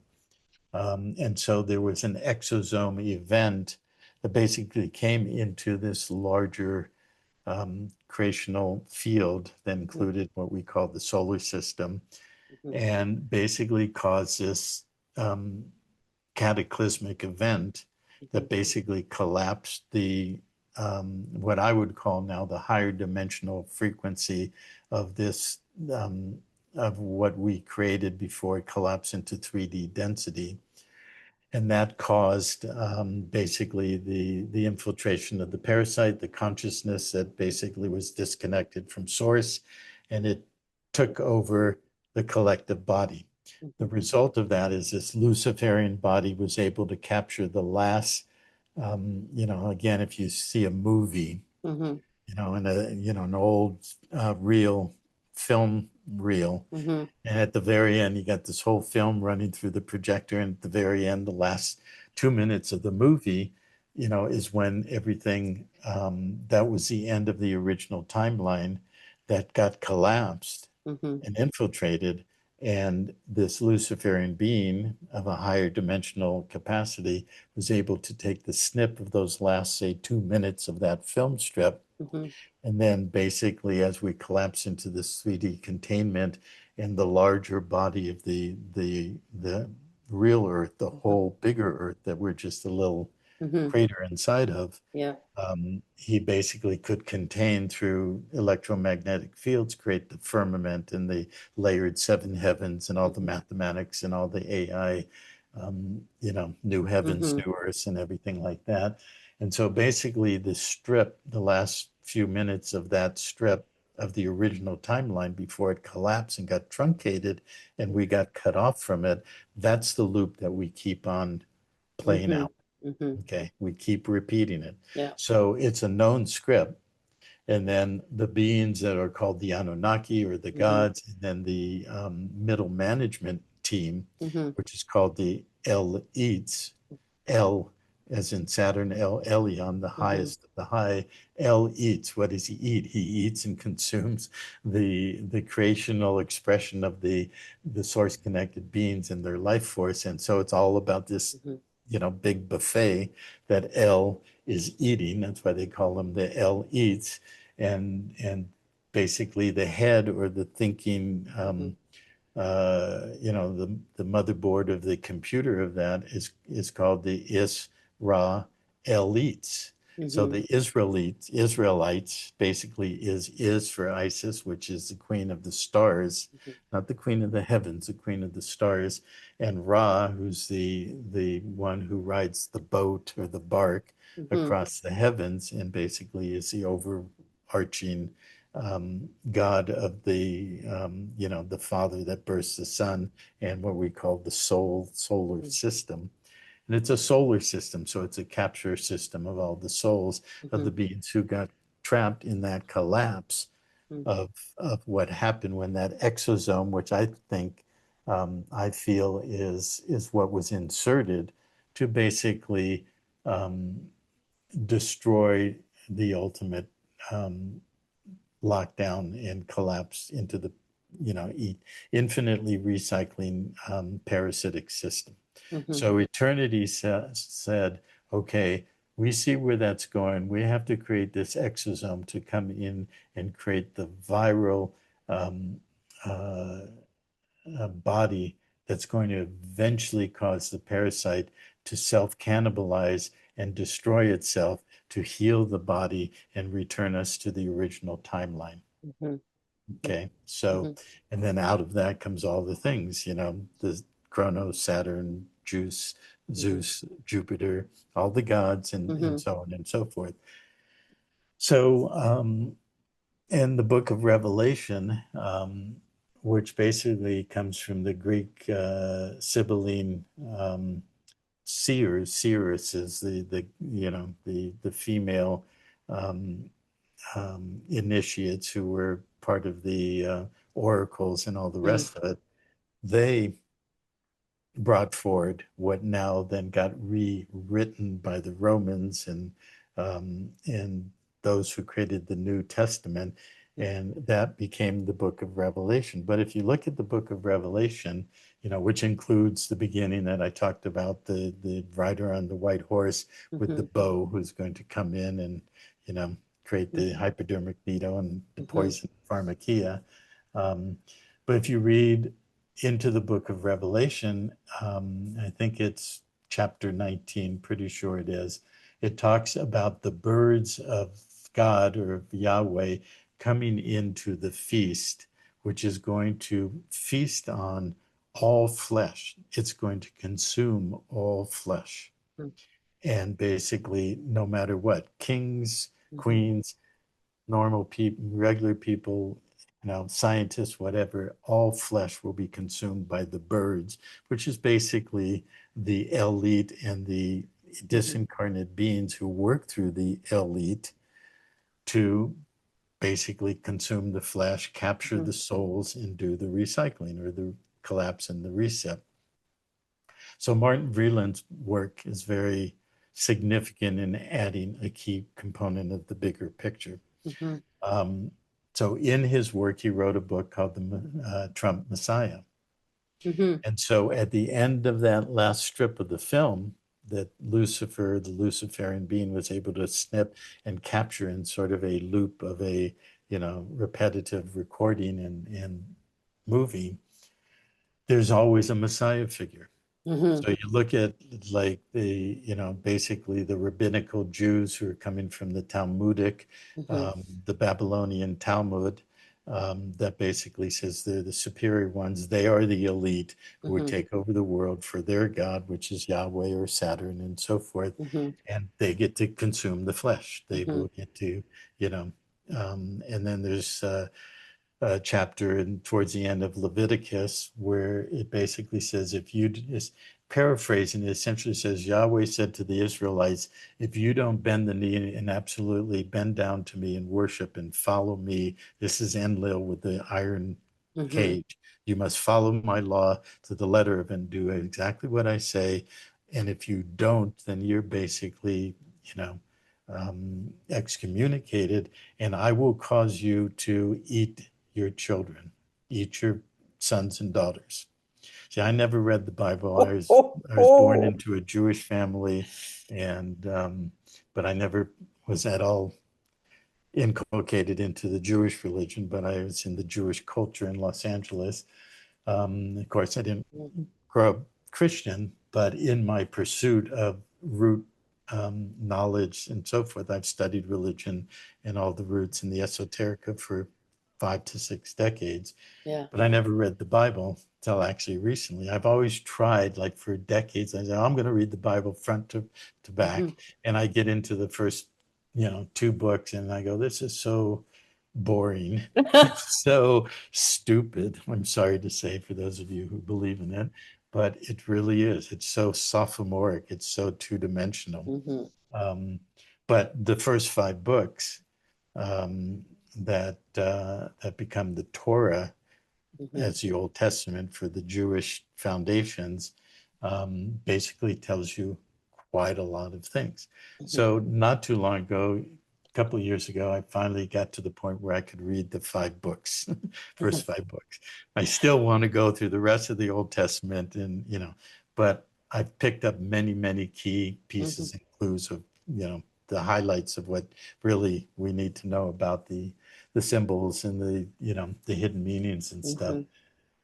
Mhm. And so, but in Leviticus at the end, it has that I will, if you do not bend the knee, I will cause you to eat the flesh of your sons and daughters. So what do we see happening now? We see basically aborted fetuses being ground into McDonald's hamburgers. You got the masses basically eating the flesh of their aborted, um, Mhm. preborn beans and stuff like that.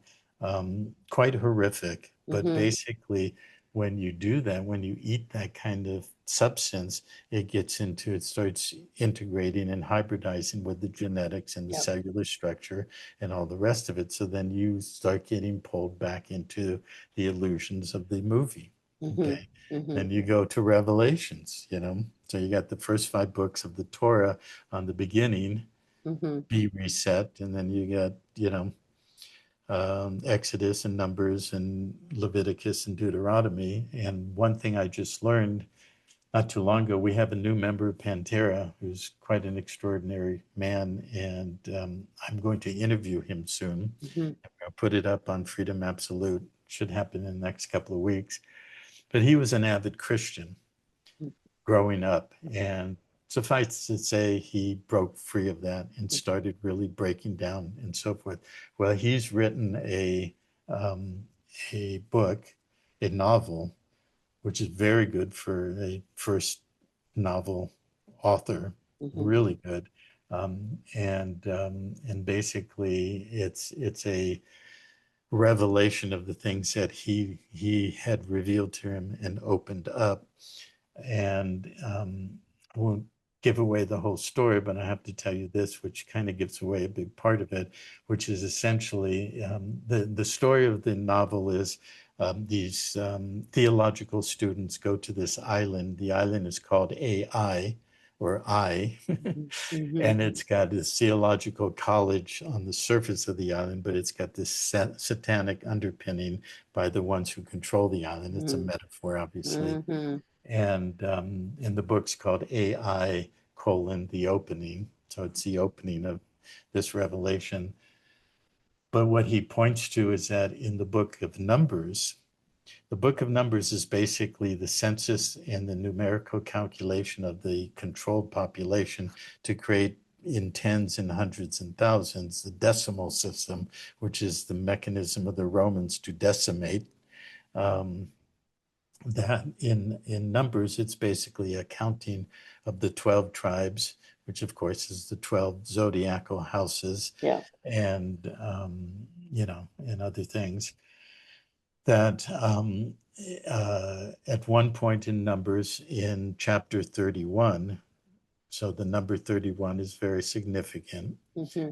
that that basically it's the when the Israelites go to war with the Moabites and the I think Mennonites, and it has to do with Jacob and his father-in-law and all that kind of stuff.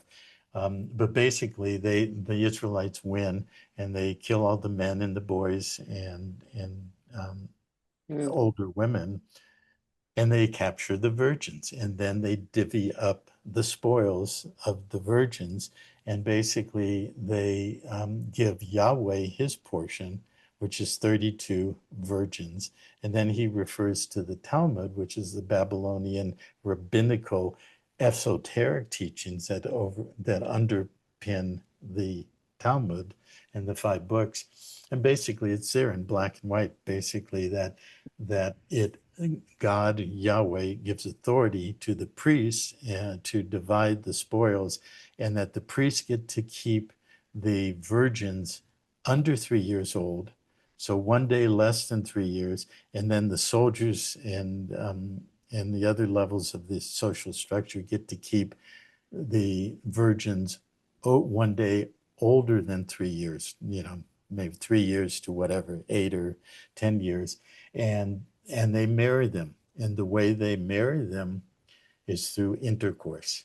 So here's the root of your pedophilia, Hmm. your sacrificial, virgins being sacrificed to Yahweh. And Yahweh, in his portion, he gets to keep 32 of them. So 32 of those virgins who will be married to Yahweh through intercourse, and the priests who get to have the ones below 3 years old, and then the other ones above 3 years old. Here's your root of everything that's being exposed today: the Hmm. pedophilia, the child sacrifice, the absolute abomination of the pure innocence of the Hmm. female child that has been put on the altar to become a burnt offering, Hmm. and all the rest of it. And if you read the first five books of uh, the Mm. Testament, it's just full of that. It's just, Hmm. the sweet, savory smell of the burnt offering of the blood that was pleasing to Yahweh, Mm. you Mm. know. Mm. And this is the God that many people Yep. still are attached to, Yep. and they don't see it. All they see is the shining light Hmm. of the Savior, the Christ principle, goes back to the sun Hmm. God, and Ra and Is, who is the stars. Isis was the queen of the stars, not the queen of the heavens. So Yeah. the stars are below the firmament containment field of the dome, Yeah. but heaven is above which is basically Jupiter, Hmm. which is also known, I mean, not Jupiter, It's a Uranus. It's yeah. Uranus. Hmm. And Uranus comes from the queen of the heavens in Egypt, who is known as Urania. Hmm. Okay.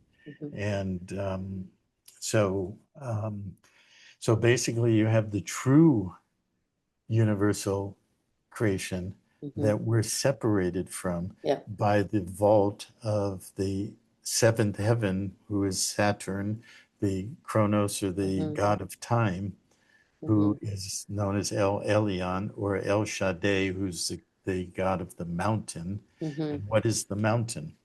The mountain is the center point of this body that we're in, which is not a globe. Hmm. It's not a flat Earth per se. It's a crater on the larger body of the larger original Earth that was basically scorched by the process that Martin Vreeland brought forward and brings forward. And you can look at all the old maps, and Hmm. there is the four rivers in the center, which is known as Mount Meru. Hmm. Okay, and so what?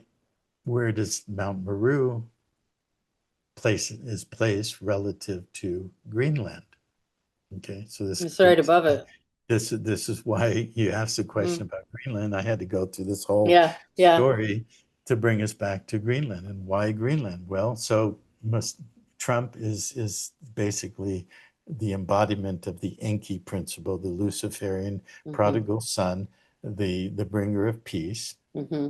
And but at the Wink. same time, he is essentially doing the bidding of Jerusalem, which is the overlaying of the Melchizedek Yeah. order that basically gave Jerusalem to Abraham.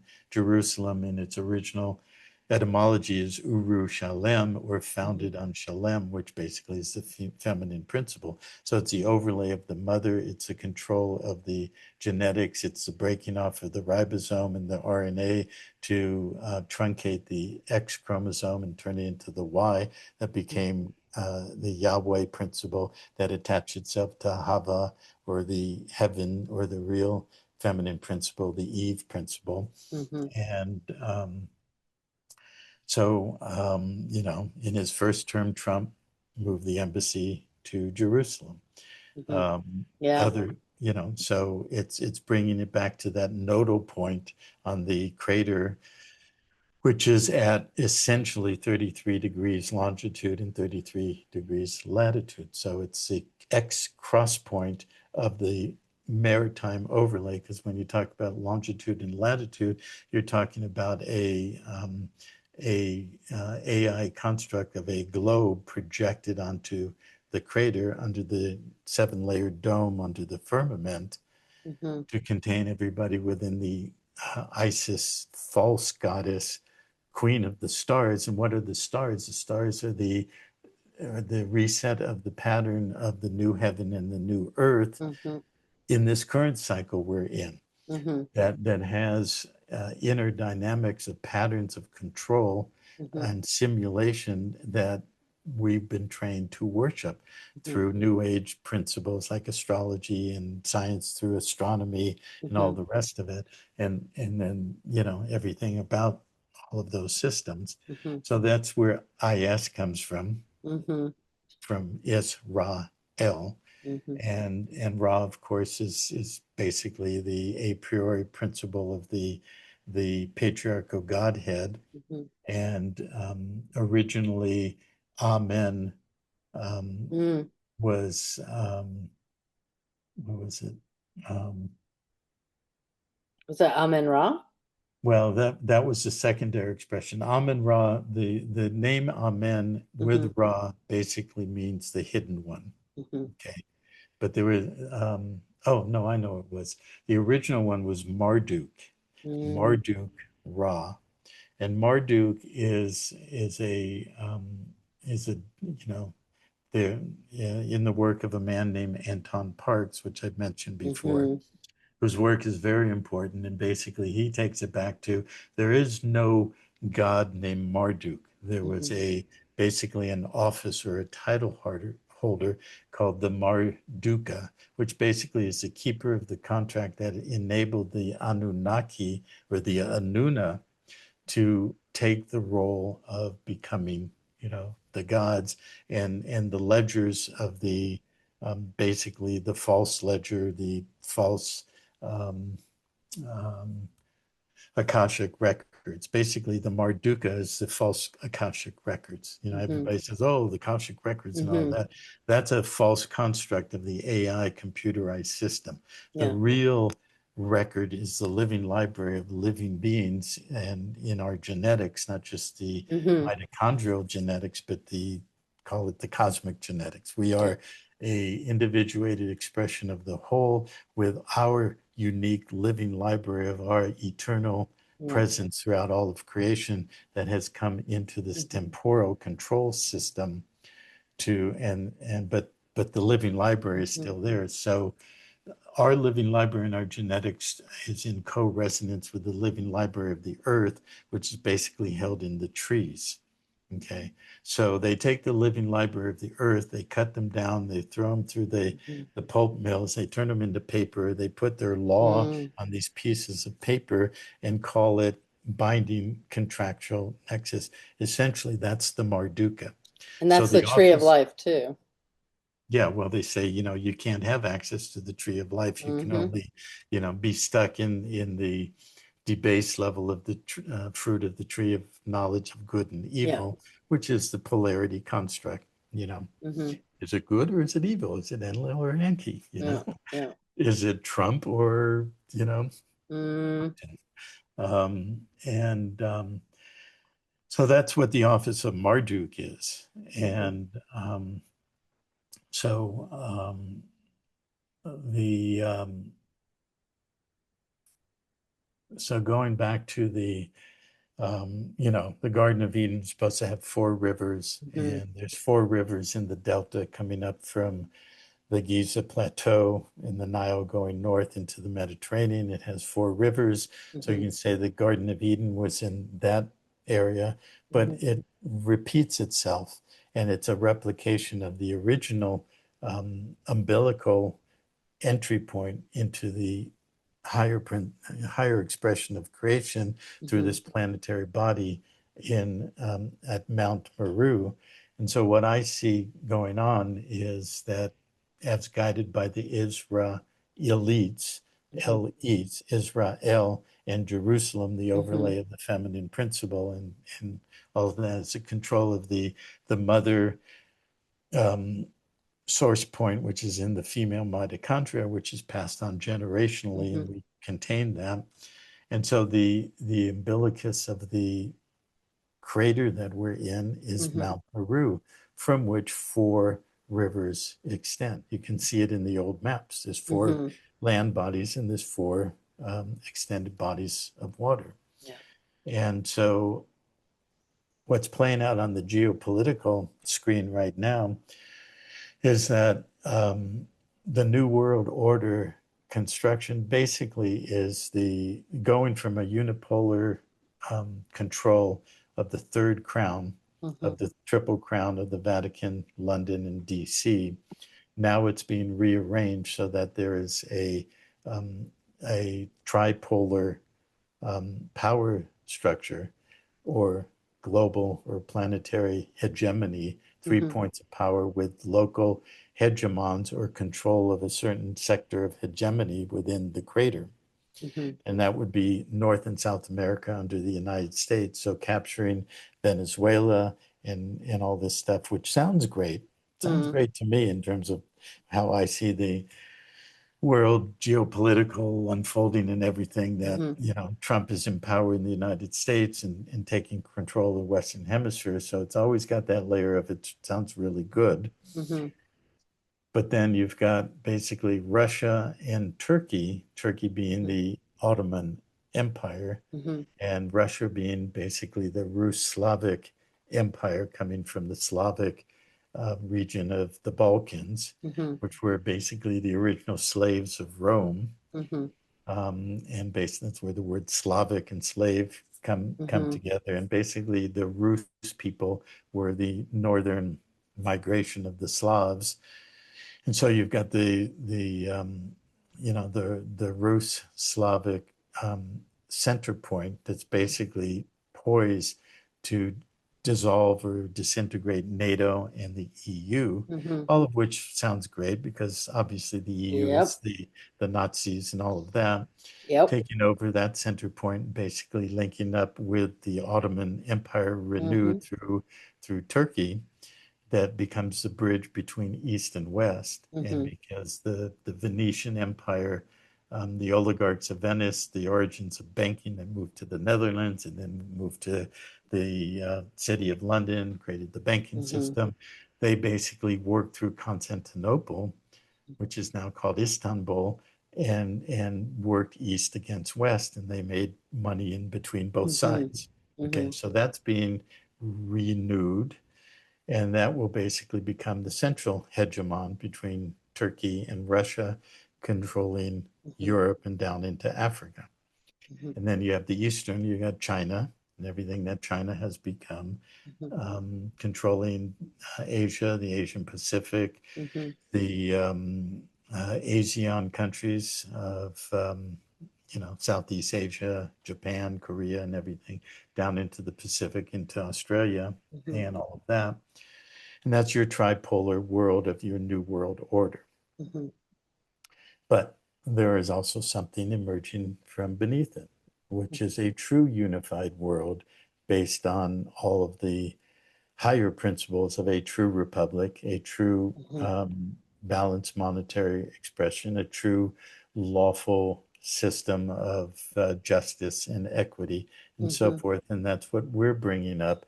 That's breaking through the up from the subconscious to the upper layers of the third dimensional conscious mind and breaking through so that we break it all up. And that's essentially what we're doing, because the Anuna, the gods that became the Anunnaki, they didn't come from outer space. They didn't come from the heavens. Mm-hmm. They came from the underworld. They came from the subconscious, which is the second dimension. Mm-hmm. And they took on the form of the human form, basically merged with the technology of the AI system.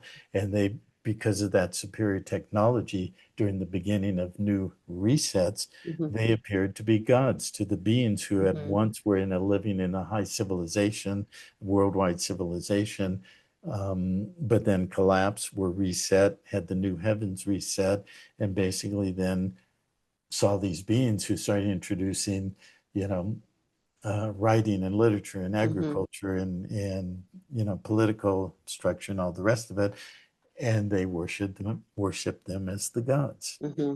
So you have Right. this repeat.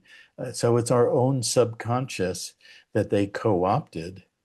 Mm-hmm. If you look at the story of Osiris, and Mm-hmm. he was the god of the underworld. Mm-hmm. Basically, once he was basically the reincarnation of Enki, the Luciferian principle, who was killed by the dark principle or Enlil, who re-embodied as Set, and basically he was nailed to a tree, which is the crucified God, Mm-hmm. and then he was delegated to the underworld. Mm-hmm. Okay. Mm-hmm. And then all the souls who left the body had to travel and come up to his gateway, and the scales, the judicial scales, and the scales of Ma'at, and have their heart weighed against a feather. And if they were pure, Mm-hmm. they were allowed to go their own way. If they were impure, meaning they had karmic attachments, monetary debt, bonding, and so forth through contractual relationships with the whole construct, they, by contractual obligation, were able to be recycled through the reincarnational cycle. Okay. Yeah. So, and that's the scales of Ma'at, which now are the scales of justice, or their Mm-hmm. supposed justice. Right. So, So then Mount Meru is of particular interest because it's related to the first access gateway, um, wouldn't it? yeah, To the heavens? yeah. And, I actually haven't really thought this through. Mm-hmm. Everything I've been saying is sort of a Mm-hmm. extemporaneous expression with everything I know in my inner being, plus things I've studied and how Mhm. the puzzle fits together. Um, but if we look at the ice wall and the Mhm. containment, well, we've got this big body of water that's basically holds it's in, water is a crystalline form Mhm. of two gases that come together. And basically, the emotional body and the subconscious is basically fluid and water. So then you have the overlay of the maritime rules of Mhm. their system, saying we're just vessels of commerce floating on the sea of commerce. And the minute we're born, the underlying estate is bonded with a certain amount of obligatory debt Mhm. to enable that newborn being as now a ward, a guardian ward of the corporate state to operate in commerce in the public system. Mhm. So we're born into sin, and sin is basically the baptismal ritual of putting us underwater. And Mhm. in terminology, regular monetary terminology, if you're in debt, you're underwater. So we're Mhm. born into debt. We're born into sin, and Mhm. sin is essentially the name of the moon goddess, Mhm. Sin or Min or Mon, which we get money um, and and Sin is one of the names of the moon goddess. The Mhm. moon god in Egypt was called Yah, Mhm. which is a derivative of Ea, and Ea is a derivative name of Enki. So Enki became Ea, became transliterated into Yah, who Mhm. became Yahweh. And so but we're born into sin Mhm. because we're born under the seas of commerce and we're baptized into the obligatory bondage of debt in the monetary system. And that's basically this huge body of water that's Mhm. contained in this ice wall that is the perimeter of the electromagnetic field that holds Mhm. us in the firmament and the seven layers of heaven and all of that. Um, so that's the second dimension. It's the dimension of our emotional body at its lower frequency. Mhm. It's the dimension of subconscious control through fear and other polarization and so forth. And so and then we have seven bodies called continents that Mhm. correspond to the seven heavens, the seven frequencies, the seven energy centers of the chakras, and all of that. And so that's where the gods actually exist, the Mhm. so-called gods. That's where Osiris, who became the god of the underworld in his crucifixion, he did not ascend to heaven. He Mhm. descended into the subconscious realm to birth the construct of the gods and the Anuna to take over the god spell and all of the rest of that. Mhm. And so Mount Meru would be the umbilicus or the belly button of the world, Mhm. and it Yeah. corresponds to our belly button because we are attached to the umbilicus to our mother, and we nourish while we're in the womb through Mhm. the umbilicus that basically is feeding us nutrients and stem cells and genetic information and all the rest of it so that we can birth into who we're supposed to be, but then we're immediately captured and put into the containment Mhm. of the legal system and all the rest of that. So back to the bringing Greenland into a unified North and South America to Mhm. create the master hegemon of the United States from Alaska to Tierra del Fuego, the land of the fire, Mhm. which is sort of the sacral or the root point of the Americas. And we're entering into the year of the fire horse, as you Mhm. said. So that's the trying to attempt to get the fire of our life spark, our life force at the sacral point, and sacral is corresponding to the word sacrament and Mhm. sacrifice and sacred and all the rest of it. And they basically turn what is truly sacred into rearranging the word and Mhm. turn it into the word, the anagram, which spells or acronym that spells scared. Mm-hmm. So when we're disconnected from that grounding point to the planet, because we've been cut off at the umbilicus and they control it, so the Mm-hmm. whole talk right now about why the United States needs the Arctic is because they need to control basically the Arctic region, Mm-hmm.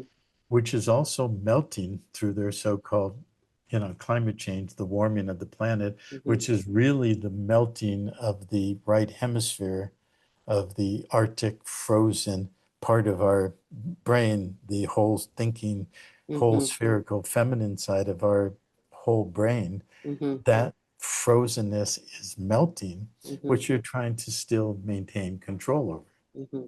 which of course they can't. Mm-hmm. Because as we wake up and we start healing the left side and integrating it with the right side, we return back to being whole thinking beings with both the feminine and the masculine. And we're causing the Arctic to start melting, Mm-hmm. which is liberating the emotional trauma and all the rest of it. And they're trying to position it so that they can control it, Mm-hmm. but they As can't. usual. Yeah, you know what's interesting in Canada, we have so in the US it's a social security number, right? Right. And in Canada it's called SIN, a SIN Social number, insurance number. social insurance number. And they tell you right there, SIN. Hmm. Mm-hmm. Just it's everything is a mirror reflection of the inversion. Yep. Quite a little system that they created, isn't it? Mm. Yes, it is. So and here we are. Yep, Here we are. So I kind of think we've reached the end of this discussion. What do you think? I think so. Yeah. Yeah, I think that's a great place to end for part four. Yeah. So We'll see where we go for part five. exactly.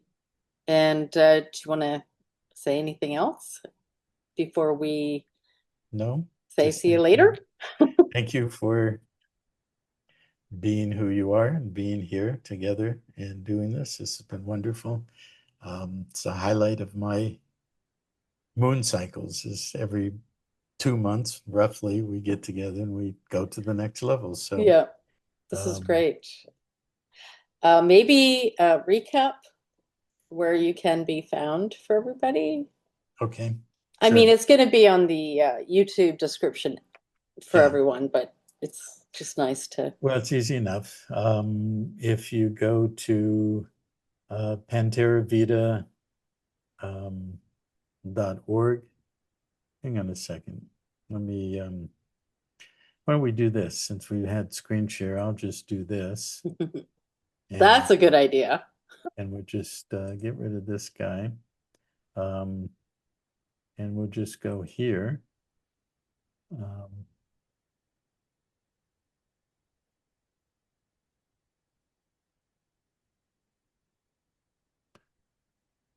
so we go to panterravita.org. So you can go here Okay. and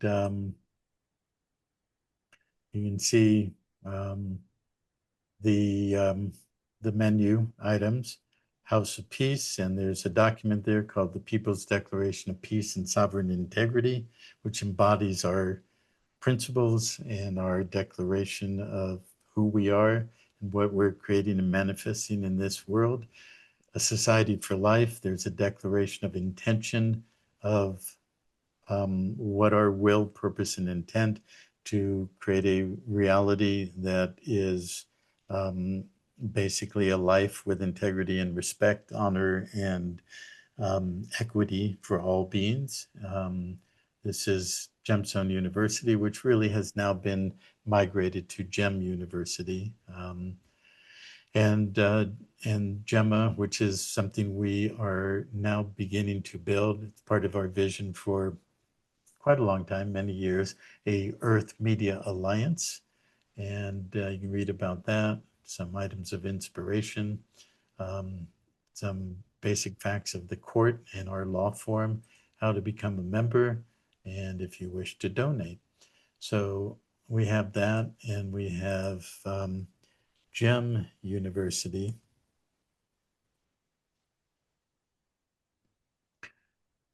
And this is what I wanted to show you. You can go to Freedom Absolute. You can read about what we started a year ago, a new channel about what absolute freedom absolute is. It's not just about law and money, it's about everything that we talk about here. But if you go down here, you can join Patreon, you can join Substack. Once you join and subscribe as a paid member on either of these platforms, then you get the detailed information of how to access and come into the GEM University and all of our education that's in there. And then here's our basic social locations. Mhm. And so, and then if you go to Freedom Absolute, here's a Substack, and this is where you go to join. And we've been building this for the last year and adding more and more detail. And we have a YouTube channel where we put these interviews. And this year I'm going to be doing more of my interviewing of people. And Great. like the man I just talked about, his book. What was his name? His name is George St. George. Oh, that's interesting. Yes.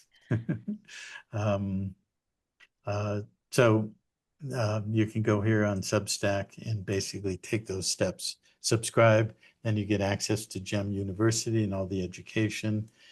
And if you want to read about the law form in the court, and you could say, which is accurate, that this is in an embryonic or gestational form, something that has gestated for 30 years in my study of law and how Mm, to create a truly universal balanced system of law and a system of adjudication or settlement of any issues in law or equity.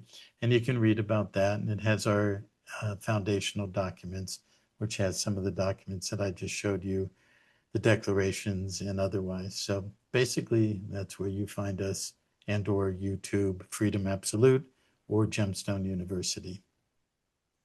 wonderful. It's always a Fabulous. pleasure. Thank you. Mutual. And Feelings mutual. I'll see you in our dreams at Mount Meru, and at Mount Meru, we'll I'll see you over the ice wall.